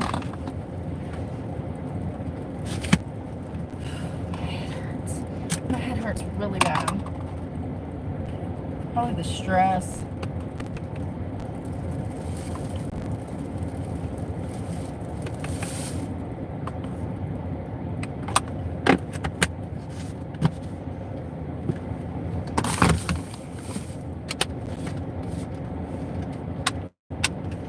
Can I tell y'all something? I'm gonna tell y'all a secret. I almost made a huge mistake like 2 weeks ago, a week and a half ago, 2 weeks ago. Not with drugs or anything, but it would have been a huge mistake. Like I don't know. It just, I almost fell back into it, like a I almost fell back into like a situation. You know what I mean? Like somebody that I used to talk to. And I'm glad that I hadn't talked to this person in like a year or something. And I hadn't even seen them in like 3 or 4, I think. 2, 3, 4. No, it's probably been about a year. Shit. Welcome to Dory's story. Welcome to Dory's story. Who is Dory? The fish that can't remember shit. I guess I saw this guy like 2 years. It's probably been like 18 months, 2 years ago. It was when I worked at the winery. So it's been a minute. Anyways, I almost fell back into an old behavioral pattern. And I stopped it at the doorstep when... And you know, it's crazy because... It's crazy how when you give yourself time away from somebody, how you discover things about yourself and the other person because you had time apart.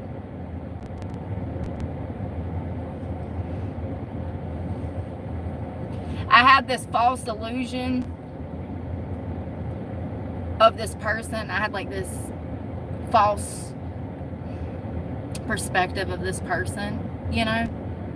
And I'm glad that through simply just texting this person, I was able to recognize my own failures and the toxicity of the situation and block this person again and walk away.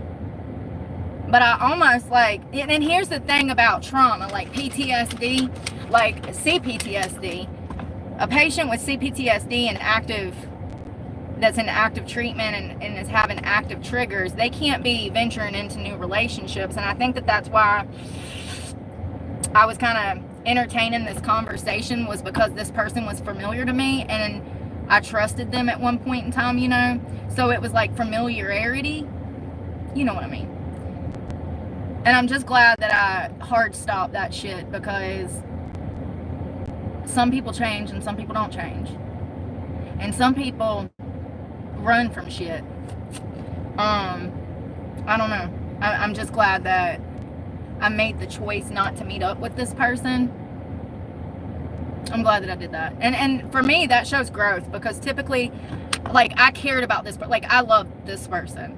And so typically I would fall back into that same cycle. and I'm just proud of myself through the time that I've had alone. Clearly, I've had some sort of psychological growth from realizing that we don't need to be near each other, you know? Because typically I would fall back into the same pattern.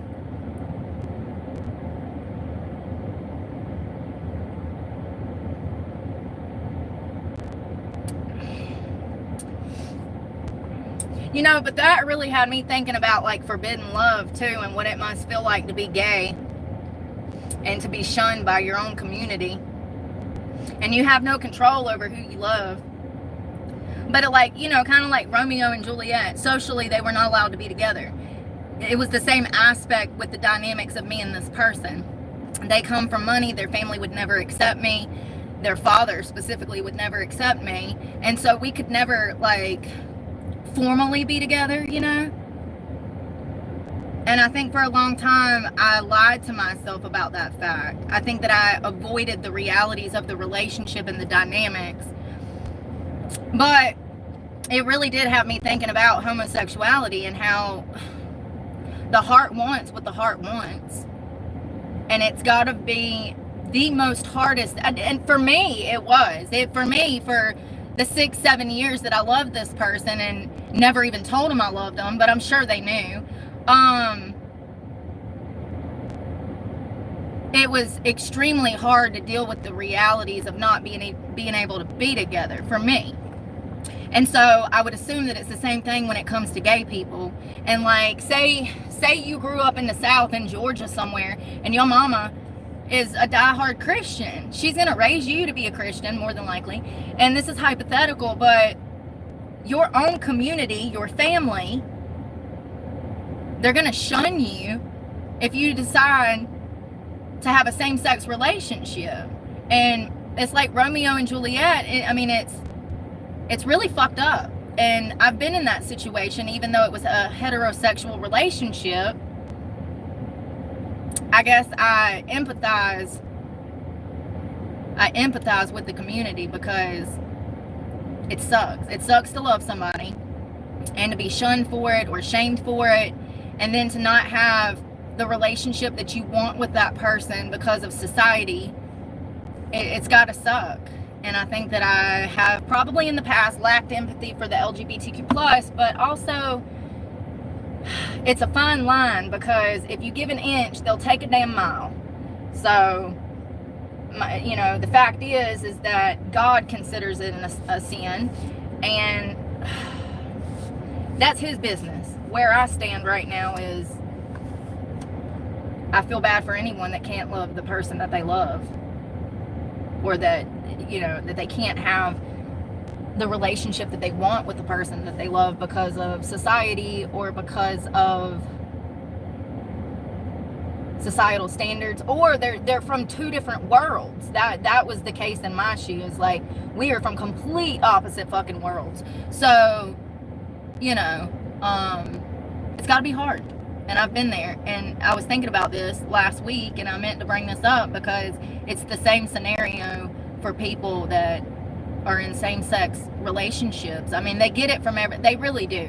They get it from every angle. Unless they're in a complete liberal city where it's socially acceptable. If they were out here in the country, honey, they would get it from every angle. The hate, the bullying, the questioning, just about their own sexuality, not about like someone they're with, but like, if you were part of the LGBTQ+ in a small town like this, you're going to be hearing it nonstop. You're going to have people that are always calling you the problem because of the social settings of that town. Do you get what I'm saying? Like, I'm just empathizing here. I don't know if I make any sense, but I'm trying. It's got to be hard. I don't remember having gay kids in school when I grew up. I also went to a different kind of high school. Back in the day, if someone had those urges, they kept them to themselves because it was less socially acceptable. I don't think anybody should be bullied because of the person that they want to be. Now, once again, that's a fine line. There are certain things that are just not acceptable, like acting like an animal, harming children, grooming children, the mutilation of children. You know, it's one thing to self-identify as non-binary, trans, whatever you want to be. I will respect that, and I always have. And matter of fact, y'all have been with me when I've ran into they and thems, and I always use they, them pronouns. It's a whole, you know, I think that people should respect the community, and it's important for those people to be recognized individually as the identity they prefer. But it's also a fine line. And things got crazy, man. Things have gotten so crazy. I think that thinking about loving somebody that you can't be with is the same concept of society saying, oh, you're in love with the wrong sex, you know? Forbidden love.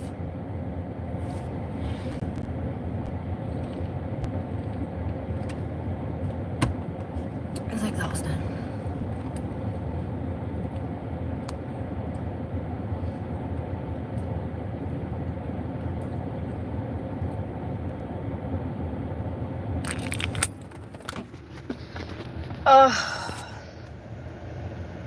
Ireland.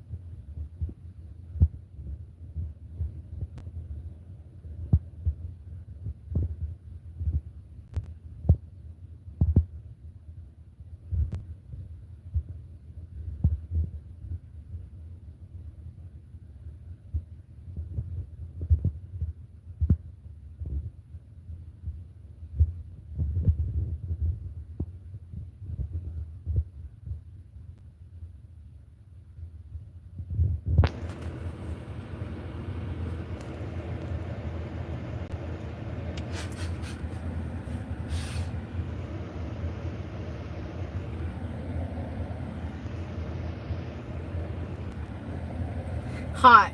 80 something degrees. 80 something degrees and like 84% humidity. Hot.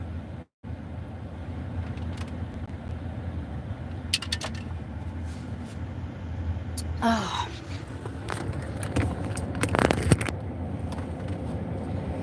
Oh, I'm so happy I worked out. I wish I could go run a little bit. I might. I want to have that protein and see if it'll give me down a little bit of energy to push through like a 2 to 4 mile run. I haven't been doing cardio because I haven't been eating because I haven't had the money to eat. So I'm losing weight naturally from not having money to eat. So I haven't been doing cardio because of that, because I'm already losing weight. And y'all know I've been trying to gain weight. So I guess we're back in this fluctuation cycle again that's out of my control, you know.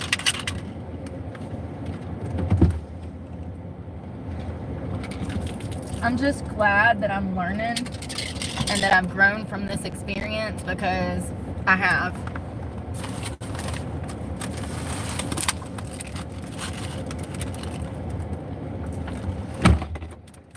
I have.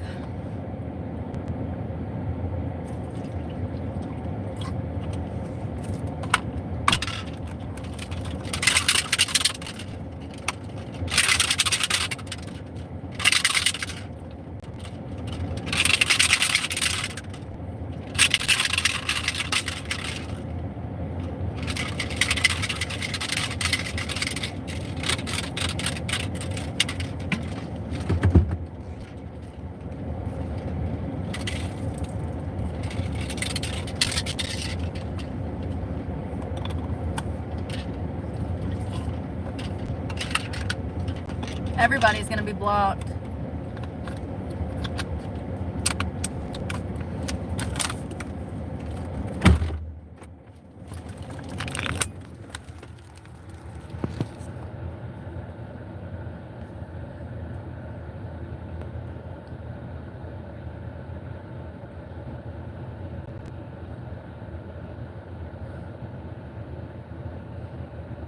That's a fake account.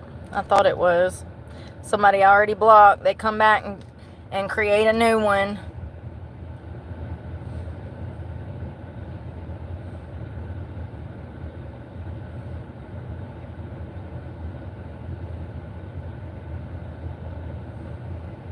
That's what they do. I block people and then they create a new account and come back. That's another fake one right there.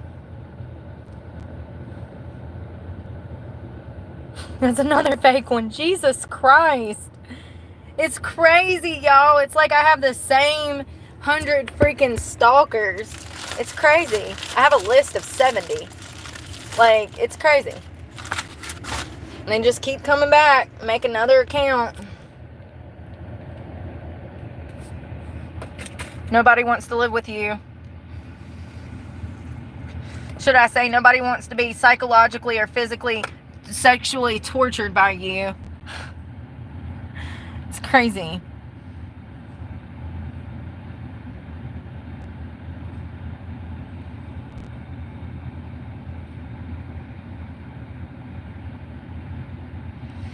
No, it's that people are the people that I say they are.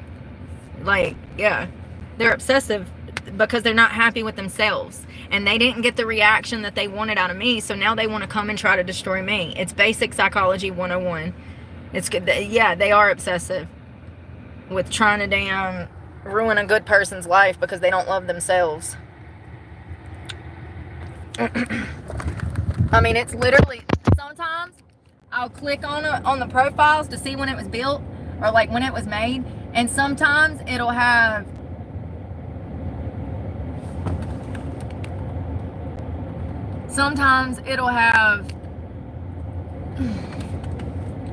I just, that's why I cut the comments off, because I'm not here for people. I'm not here for people. I'm here to help people. I'm not here for those people. Do you get it? I mean, it literally, I literally have become to dislike my own followers because these people jump in the comments. They follow me to jump in the comments to hate. And YouTube allows it. But if I want to talk about anything that's important, sex trafficking, the missing 350,000 children on U.S. soil, YouTube censors the hell out of me. Yeah,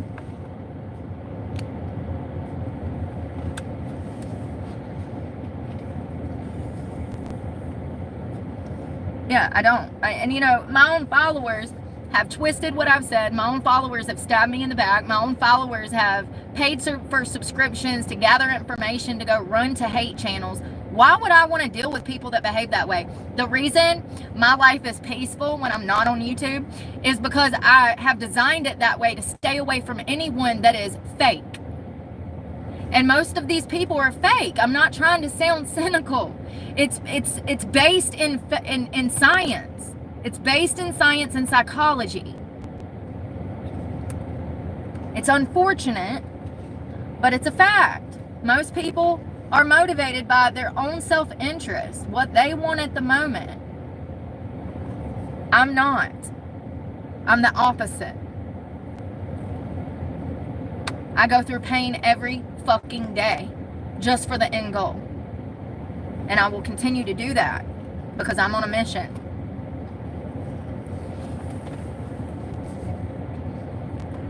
Yeah, that's why I just block them, because I don't have time for it. I'll become known as the block queen because I'll just block them all. I done blocked hundreds of people, if not thousands, and I'll continue to do that because this is not about them. It's not about me. It's about the future, and I'm not dealing with it.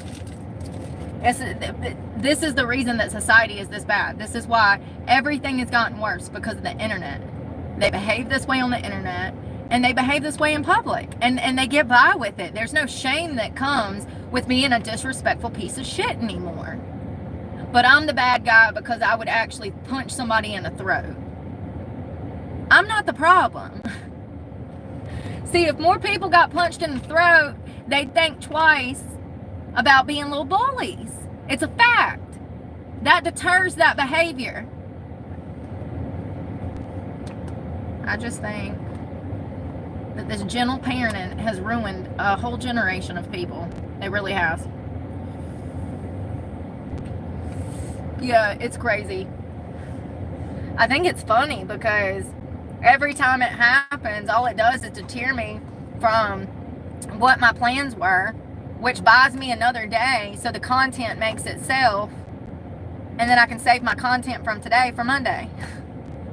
So all they're doing is helping me, and they're so dumb they don't even realize it.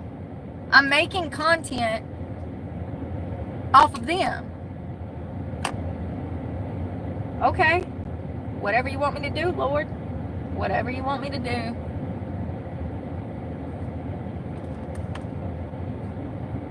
I love it. And I used to put in so much work.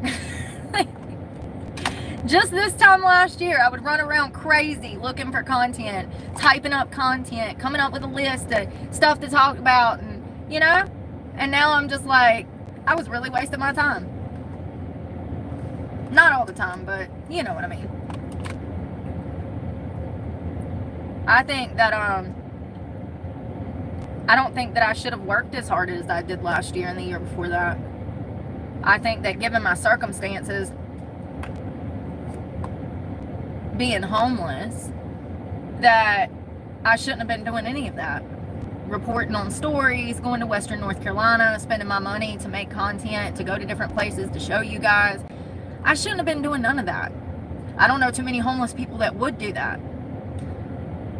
But I was trying because I'm passionate about the things that I care about. Yeah, you won't see me doing that no more. Not until my checks are over $5,000.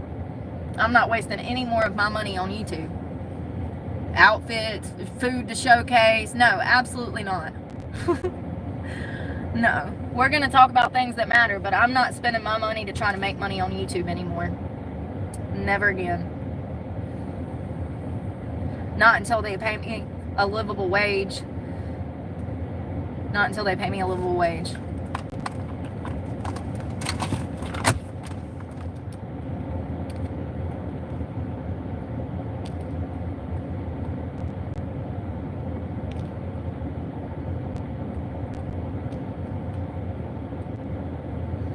All of y'all don't know how to talk to women. First of all, you never talk to a grown woman and say, yo, what's up, ma? That makes you ignorant, and that's why you're single.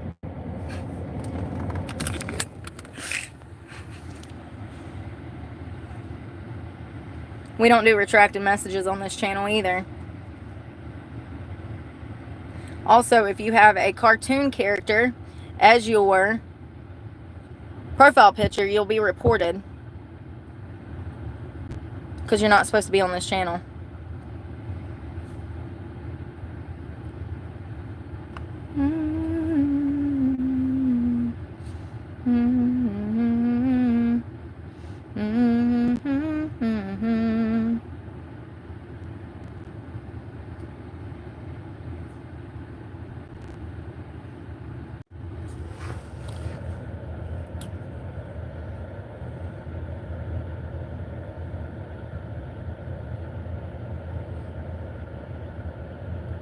You going to protest in Charlotte tomorrow?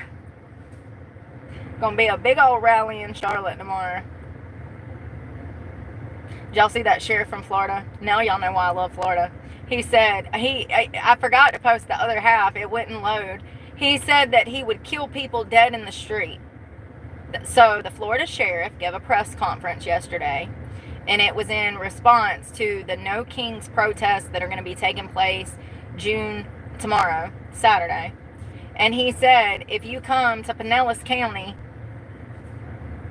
and you block people with your car, or you block people with your body, you block the cars from going down the street, you're going to get run over. He said, if you spit on our officers, we're going to send you to the hospital. If you assault our officers, we're going to send you to the hospital. And we will kill you dead in the street if you come to Florida doing what they're doing in Los Angeles. Round of applause. God. You know what they won't be doing down there tomorrow? Acting a fool. Because you know why? They know there's going to be consequences for them actions. Like they're going to literally be shot dead in the street. What did I tell y'all? I told y'all. Yep. And thank God for the sheriffs in Florida. Because if Florida would have went left, like if Florida would have went left, like the rest of the country, there would probably be no law and order in Florida now. So thank God Florida stuck to its roots, because it's going to be the one state that other states can take example from on how to run their state to fix these problems. Because Florida and Texas are two of the only states doing anything about this problem consistently. Nobody else cared that the border was open. Nobody else cared that all of these criminals were flowing over the border either. It's going to be a dead stop. Like I said, Republican states are not going to go for this behavior. So I wonder how many people get killed out there. I wonder how many people get killed out there in Florida tomorrow. Yeah, you heard what I said. They ought to be shot dead in the street. Every single one of them. The one in Los Angeles, the one in damn Chicago, New York, San Francisco. You wanted to be an American citizen. You assaulted an officer. Welcome to America. Bam, bam.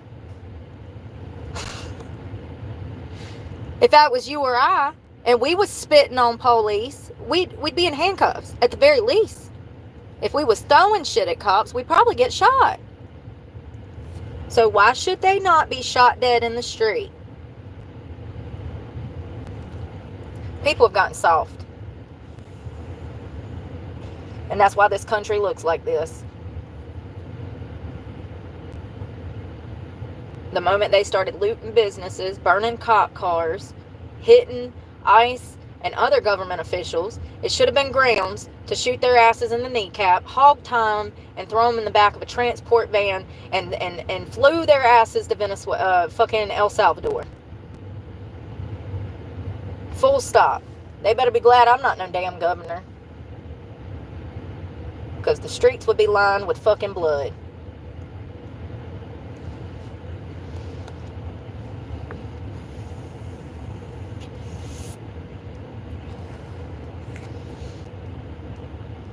I know, me too. I'm gonna have my popcorn ready. I'm gonna have my popcorn ready for sure. Hell, I was thinking about driving down to Raleigh. Where are they doing it here? Hold on. Where are the No Kings protest in North Carolina tomorrow?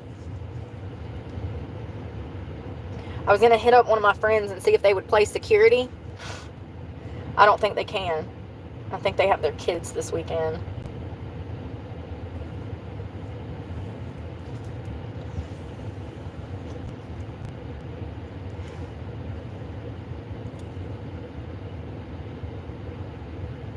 The Hindu Times.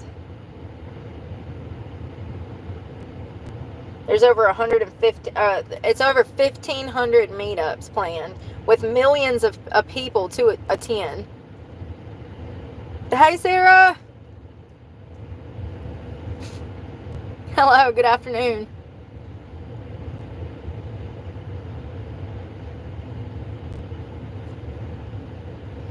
The media, have y'all seen that the media has been putting these posts out there? They have them linked on like all of these websites. They've been blasting them on the local news. They're literally telling people how to go to these protests. The media is putting it out there that these people should go protest and demonstrate. I blame the media. 1,500 demonstrations.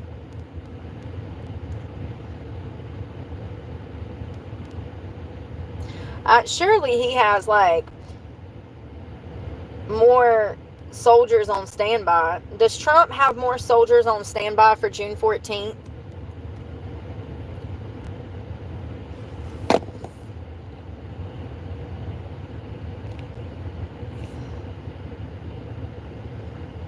Reports indicate that the upcoming military parade on June 14th. No.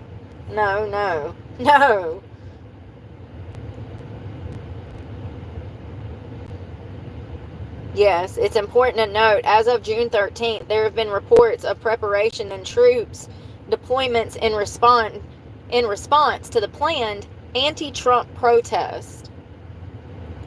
So it looks like they do have more soldiers on standby. Greg Abbott is putting the National Guard troops on standby for demonstration in his state. It's kind of crazy to me that a man that can't even use his legs can take a firmer stance on shit than other people. I mean, it's crazy. He can't stand on his legs, but he got more legs to stand on. You get it? He's in a fucking wheelchair, homie, and he's got more balls and gall than any other damn governor out here. Well, DeSantis ain't bad. He's still a sheep, but DeSantis ain't bad. At least he's standing up. Good old Ron standing up against this BS.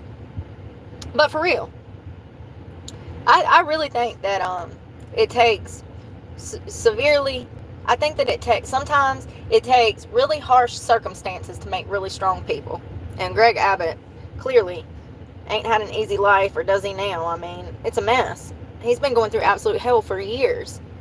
With the border being open, remember all of that? Nobody wanted to help him.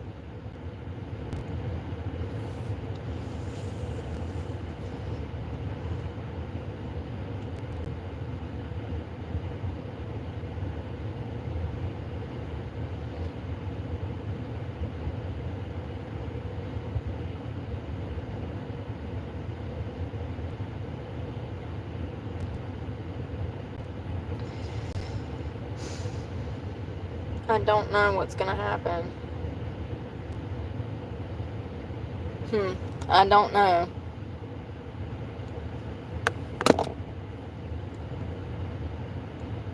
Hello? Hey, Lacey. I wonder what's gonna happen. Y'all need to wake up. I need to wake up.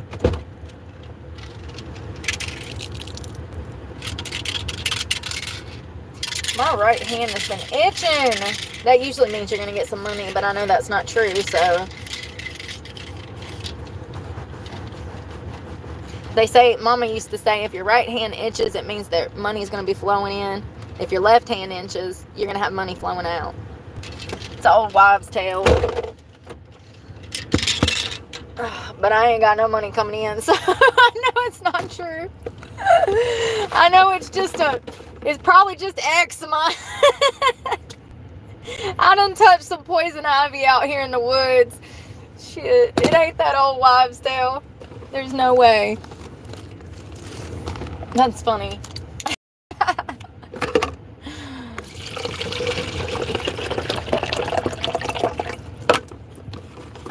Damn it, Bobby. You never know. I know. I know. Oh, that's funny. No, I know. Where is... That's hydration. Darn it, Bobby. Why does stuff gotta be so difficult? Where the hell? I got it. Hold on. Don't worry. I got it. Oh, I just dropped my milk in the floor. Oh, shit. I just got this and it's empty. I got one pack left. Energy stuff. Gotta have that just to survive every day, you know? Without caffeine, I just ain't me. Okay? It's an essential part of my diet. Caffeine. People that run on no caffeine, I don't know how they do it. I'm jealous. I mean, they don't seem too happy, so maybe I'm not too jealous. They're probably not happy because they don't have caffeine. No wonder you're miserable. Have you had a cup of coffee today? I don't drink coffee. That's probably what's wrong with you. It's a smart drug.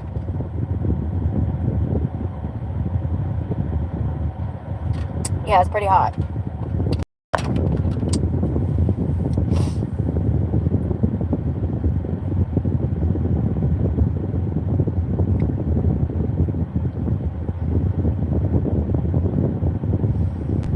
The bed. I'm going to bed. I'm going to sleep the weekend away.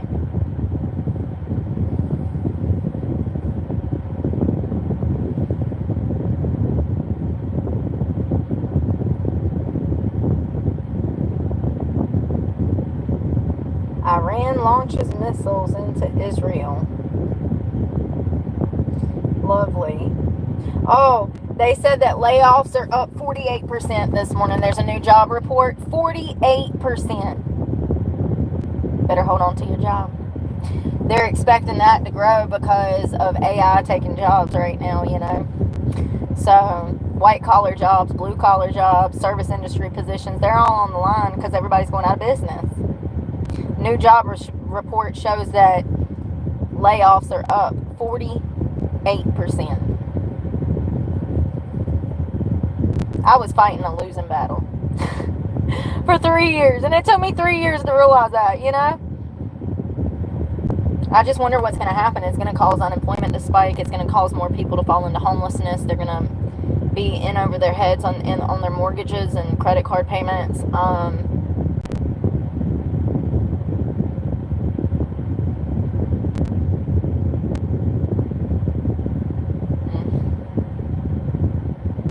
It's just not good. We're not adding enough jobs to the economy to supplement all of the people being laid off. We had over 247,000 people apply for unemployment benefits just last week. That was for 7 days.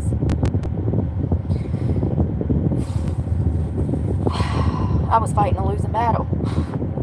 I don't think I realized how bad it was until probably the end of last year. That's when I really started to wake up to the situation, you know?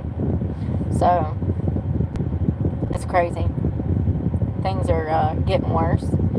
And I said that they would. I told you guys that they would. I told y'all that Trump was not a fix-all, that even with him in office, it would take 5 to 10 years to reverse everything. And it might take longer than that because at this point, we're just in a nosedive. We're in an absolute nosedive. Every country is, from Canada to the UK. I mean, every country is the plane is on fire. The people are shouting. It's doing barrel rolls. And it's headed for the ground. And it has been for 3, 4, 5 years. The fact that people want to come here and try to say that I don't try and stuff, it's a miracle that I am so strong, because what I've been through with my own channel, the hate that I've faced while looking for a job and getting employed in places, it's enough to drive the average person insane. Especially when you're living it and people have been in their job or they don't even work. They don't understand the realities of the job market and what it means for the economy. They are now expecting for unemployment to start peaking again. Some economists are saying that it could get between 10 and 20% because of AI. If unemployment got over 6% and it reached into the 10s and 20%, it's not good. It would be past the Great Depression level of recessions. It would be like a depression. And we've already been living through a silent depression. If you're a middle class or lower income, then you've been living through this recession like I have. And they've been gaslighting us, you know.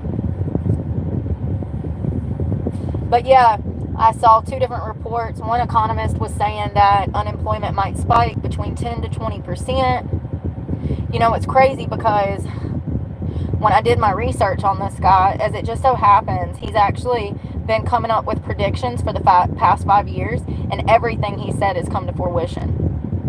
So he's become one of the most respected economists in the West because of this. Can't think of his name. It was a podcast, sorry. But with layoffs being higher than what I was expecting, I was thinking it was probably, I don't know, 20, 30%. And they're saying 48% is what it's setting at from the new job report that was released yesterday. If we have just more people going back into the job market and not enough jobs opening up, it's just a matter of time with all of these businesses closing before we just implode. I really don't know how people are surviving. I really don't know how people are surviving. I can't even afford food. So I don't understand how people are surviving. It's crazy.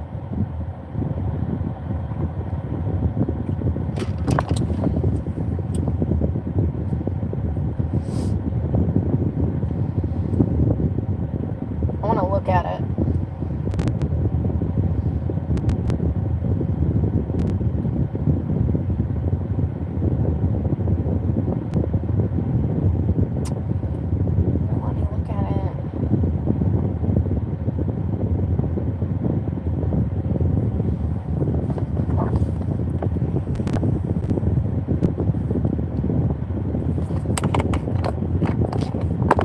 2025. I love me, Trump. Trump's my favorite person. He really is. He plays hardball. I love that.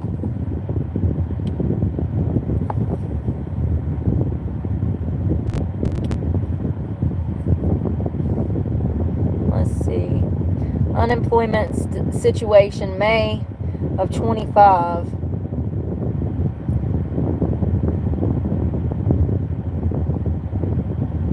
Unemployment rate is set at 4.2. It's a little over 8 million people at this point.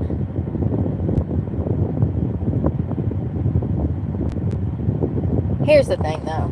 I learned with the Biden administration that there are a bunch of people behind the scenes that are willing to take a payout to change numbers and doctor documents. I've experienced this myself through the legal system. Bad cops, when they do not have evidence, they will create evidence. The Biden administration said that they added all of these jobs to the market when they absolutely didn't. It was all a lie.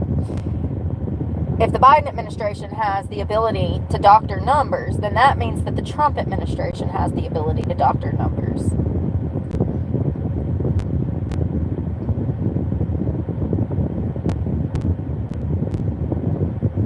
With over 240-something thousand people, let's just say that 150,000 people a week are now applying for unemployment benefits. Last week it was 247,000 people. That's almost a quarter of a million people just last week that applied for benefits. Let's just say that 100,000 has been doing it bi-weekly for the past year. There's no way that the unemployment rate is setting at 4.2. There's no way. No way. I don't believe it. I don't. Sorry. Call me a conspiracy theorist, but I don't believe it. I think that it's much higher than that. I would be willing to bet it's setting at like 5-6%. That's just my opinion, and I'm allowed to have that.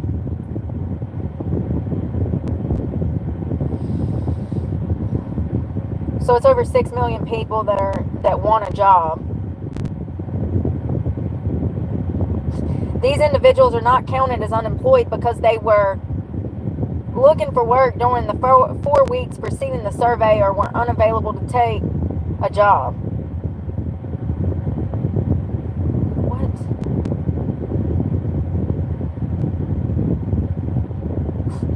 Among those not in the labor force who wanted a job, the number of people marginally attached to the labor force is at 1.6 million. So we have 1.6 million people that want a job and cannot fucking find one. So then these math, listen, maybe I need to go back to school for math because the math never fucking maths. Maybe it's just that I'm that bad. But when I think about the bigger picture of approximately 100,000 to 250,000 people every week going back into the labor market, they're not just going to give up on life because they got laid off. They still have fucking bills. They're still going to be looking for work. So they go back into the job pool market, which would be that 1.6 million people that's looking for work. Doesn't even make sense. It's frustrating. Do you get what I'm saying? Just in a month, just from May to June, for 4 weeks, at that rate, that would be 1 million people almost back in the job market. So how do we only have 1.6 million looking for work when this has been a continuous thing every week for 3-4 years? For 3 or 4 years, we've had hundreds of thousands of people applying for unemployment. So they're looking for work. And I know that some of those people are going to be rehired through a different company. Some of those people will go to work for new companies, jobs that have been added, but the math still ain't mathing.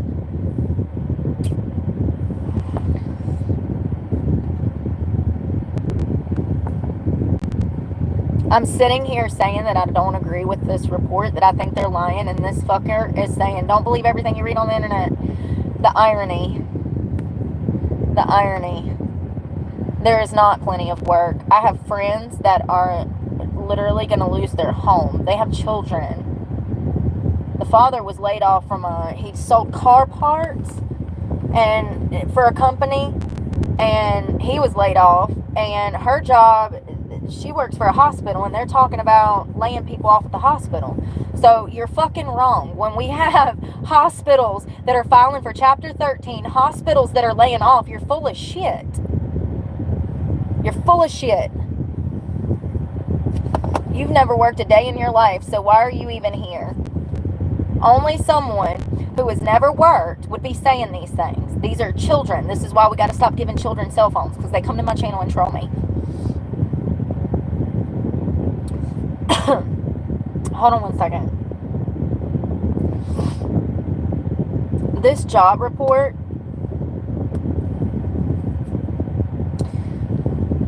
how many people went back into the labor market in April of 25? We don't meet DEI standards. Absolutely. Absolutely. And it's probably going to take 5 to 10 years to reverse that behavior. Companies are going to have to they're literally going to have to go bankrupt to realize that those policies are detrimental to their company for them to change their minds. Look at Walmart. Look at the heiress of Walmart. First of all, we're supposed to be boycotting Walmart. I shouldn't have come here to shop. The heiress of Walmart took to social media to defend these fucking rioters. And now stocks are her stocks. Y'all, it's crazy. Hold on one second. According to the Bureau of Labor Statistics, the Unemployment Situation News released for May of 2025, the civilian labor force increased by almost 600,000 people in April. So if we got, let's lower that. Let's lower that. If we've got 500,000 people every month consistently for the past 3 to 5 years getting laid off, filing for unemployment, we had over 247,000 apply for unemployment just last week. If we're getting 500,000 people a month back into the labor market to look for work that does not exist because there are no jobs, what does that mean for the future? And how is it setting at 1.6 million? The total number of unemployed people are close to 8 million people right now, but only approximately 1.6 million of those are actually looking for a job, says the new report that was released yesterday. It doesn't make sense. It does not make sense. I think that the unemployment number is probably a point to 2 points higher than what they're actually saying. I wonder when they'll tell us. These things always come full circle on this channel. If you don't know, I got ESP and I'm dumb as a box of rocks. No formal education, but everything I say comes true. So I wonder how long it will take till unemployment spikes. Because that's what they'll say. Oh God, we'll wake up one morning. They'll be like, unemployment is spiking overnight. No, it's not. This right here states that just last month we had almost 600,000 people become unemployed and go back into the job market. If we have been doing this consistently for a year, that would be what, 5 million people? I'm not good at math. 12, shit. I tried. 500,000, 7. Brooke, you're really, it'd be, Lord, listen. I can't do math on camera. It gets worse. I got ADHD. Hold on, let me think. Shut up. I can do it. It'd be 7 million people. 6 million people, sorry. It'd be 6 million people. It's the anxiety from... I've talked about this before. Anytime I try to do math on camera, I start to break down. I'm like the Tin Man without oil. I'm like, So if we had 500,000 people every month for a year consistent, and we have, that would be millions of people, 6 million people. But yet the job report says that we only have 1.6 million people looking for work out of 8 million unemployed people. It just doesn't make sense. And I think that a lot of people are living in denial about this situation, and the more in denial you become about this situation, the less prepared you're going to be when Fitz hits the shan. There are no jobs. There are no jobs. I'm not even going to debate it. I've filled out over 40,000 applications. There are no jobs. And this job report shows that. There's not enough to go around. There's more people being laid off. There's more companies going out of business, causing their employers to be without work, and it's snowballing. And I do not believe that unemployment is sitting at 4.2. There's no freaking way. How many people filed for unemployment in January of 25?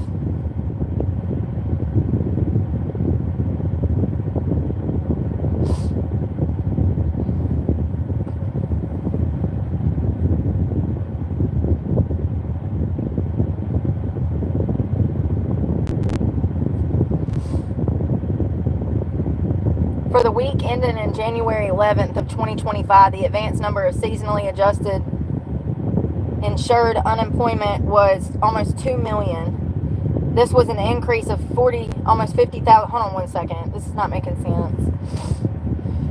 Oh, why can't you just give me answers? Because it would be too much work.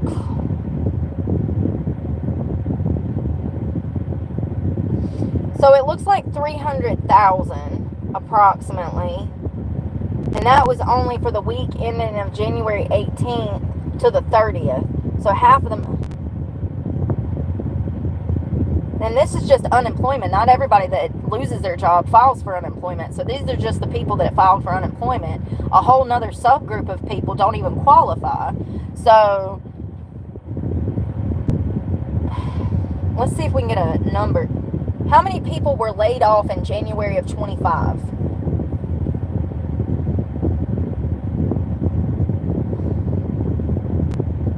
World Wide Web BS. I thought that we were supposed to get more answers with the World Wide Web. Oh snap. Let's see.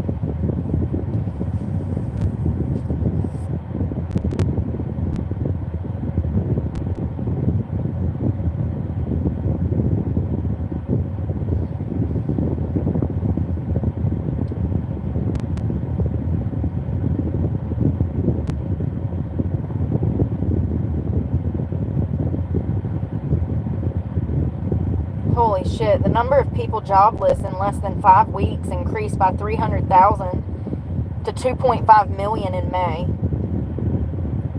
Here, let me tell you where I'm pulling this from. This is from the Labor Statistics News Release, U.S. Department of Labor, June 6th of 25. The math still ain't fucking mathing. We're getting a little closer to answers, but the math still ain't mathing, man. I'm telling y'all, this is the fucking government, ain't it? Hold on. The number of people jobless less than 5 weeks increased from 264,000 to 2.5 million in May.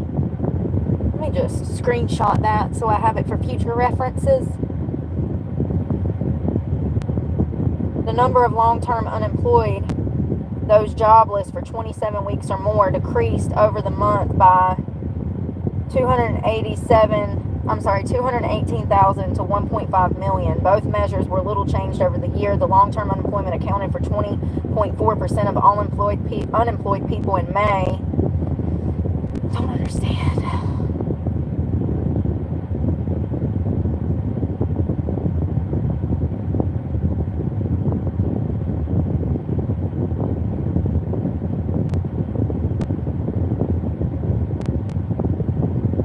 There's like 6 million people that don't want to work. That is crazy.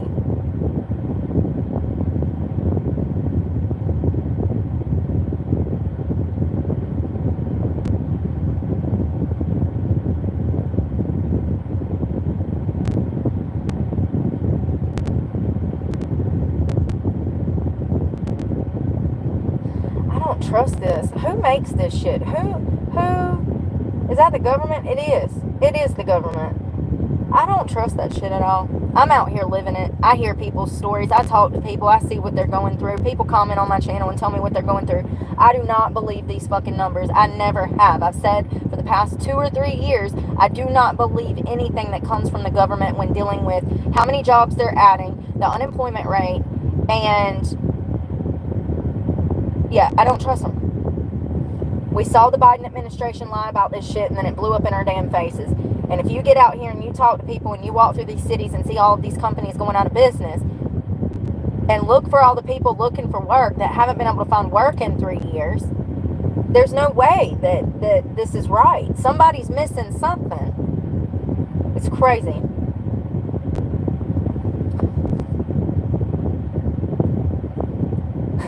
$1.8 million in February of 2025 was laid off.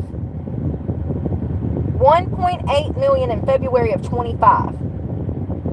This includes all terminations of employment by an employer called layoffs and discharges, such as permanent layoffs, temporary layoffs, and terminations because of mergers, downsizing, closing, and performance. So just in February, we had 1.8 million get laid off. But there's only 1.6 million people looking for work, and this has been a consistent thing. Nothing makes sense. I beg you to go do your own digging if you're some kind of mathematical genius, and please send me an email, because the math ain't mathing. That is 3.5 million people laid off since the beginning of the year.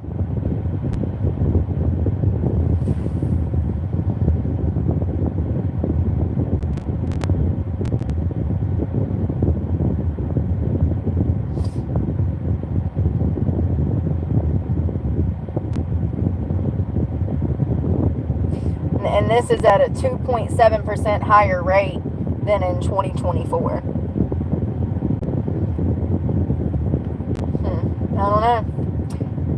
I just know it sucks. And it's probably going to get worse.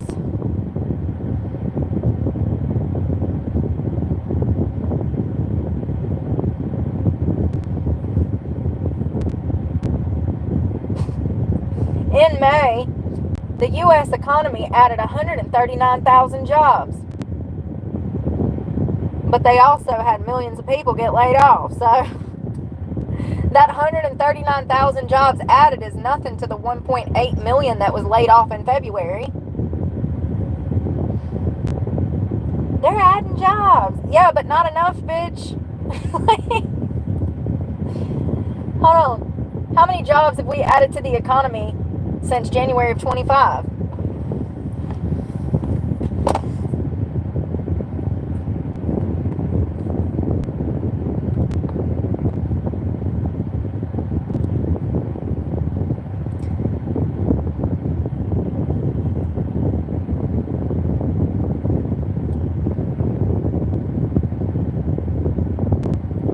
Damn. Can't.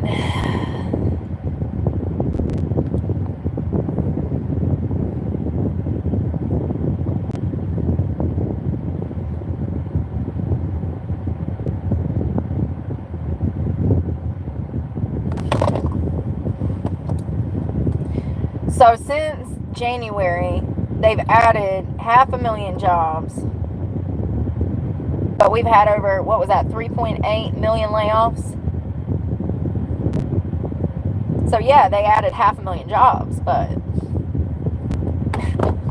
Hey, let's see who's filing for bankruptcy this week. That's something I do almost every week. I'm well. How are you, Wade? Hope you're doing well. Hello, the killer. This is what... Oh, it doesn't. That's a child's profile, y'all. This is what I'm talking about. It's always them. Layoffs. Layoffs. Because they say I'm mean. That's why, because I'm mean. Because they're soft. They were raised on that gentle parenting. They ain't never got punched in the throat. They say I'm mean. Discipline is necessary. There's a lack of it in society, along with consequences for their actions.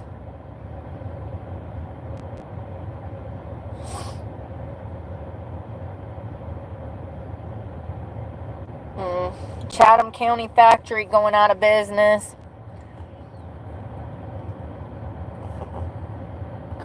Anyone caught lying will be blocked.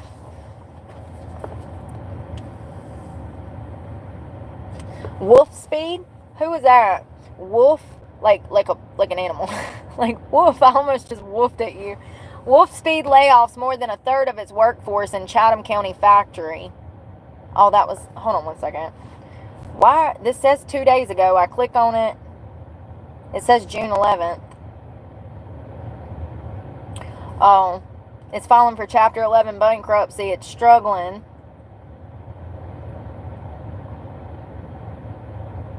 There's a Siler City facility, and they're going to lose their jobs effective in August. Didn't somebody just say that the trades wouldn't be affected? I think somebody just said that in the comments. Somebody just said, oh, blue-collar jobs are safe. Well, this is a blue-collar job, and they're being laid off.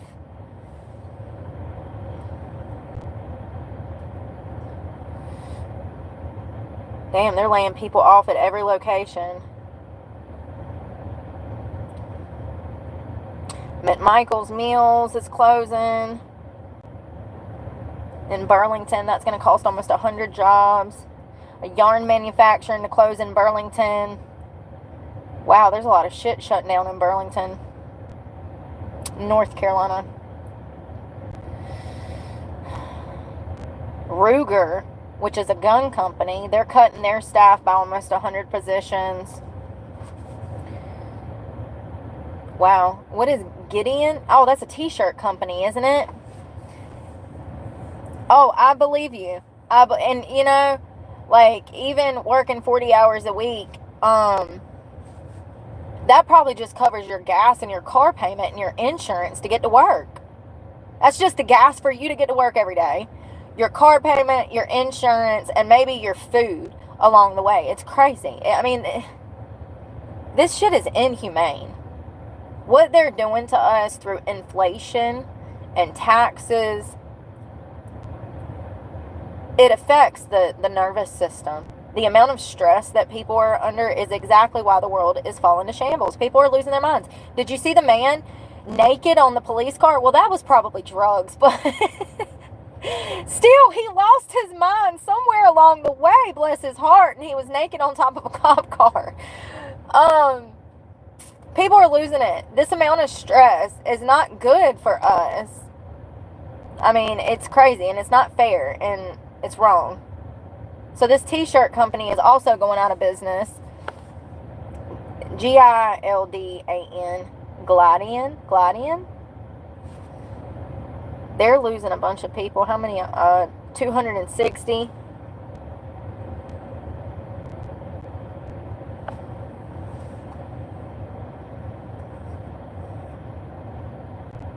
%. That's crazy.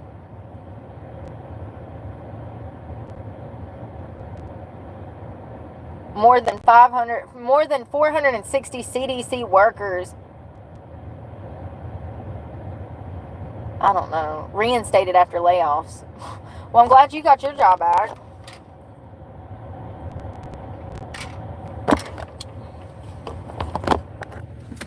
Yeah, I know, I wish I was damn working 80 to 90 hours a week. I need that time and a half. That's that good money, you know?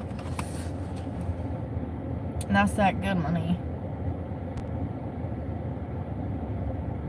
Paramount Pictures is laying off 3.5% of their workforce. Computer companies laying off. I mean, just everybody. Even Wells Fargo and Google is laying off, for God's sakes. Like, it's weird.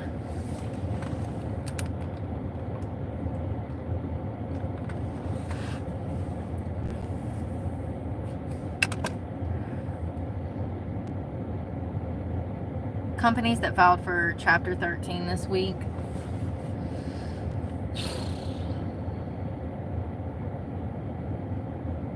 Sonova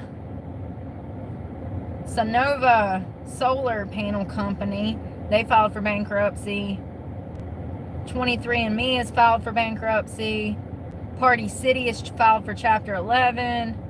Major trucking companies filed for Chapter 11. Some of these I can't get to come up. My service. Quicksilver, Roxy, Volcom is on a list of 120 different stores closing in Chapter 11 bankruptcy. A healthcare company in Florida is hit by... Oh, sorry.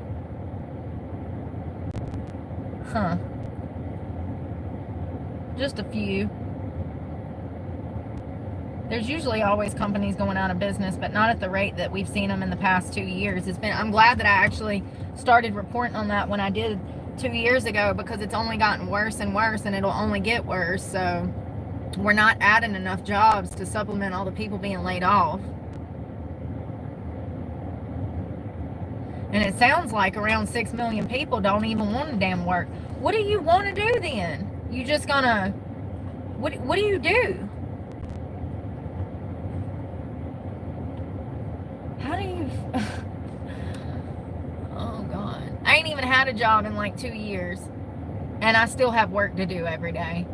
I mean, it's a full-time job living out of a car, but also I work. So I just don't understand how people don't have that drive to do better. You know? It's concerning. Especially with so many people falling into that. It's crazy. I'm about to go, y'all. I hope y'all have a great day. I'm going to go relax for a little while. And we will talk later. Pray for me. God knows I need it. And I'm praying for y'all. Bye, y'all.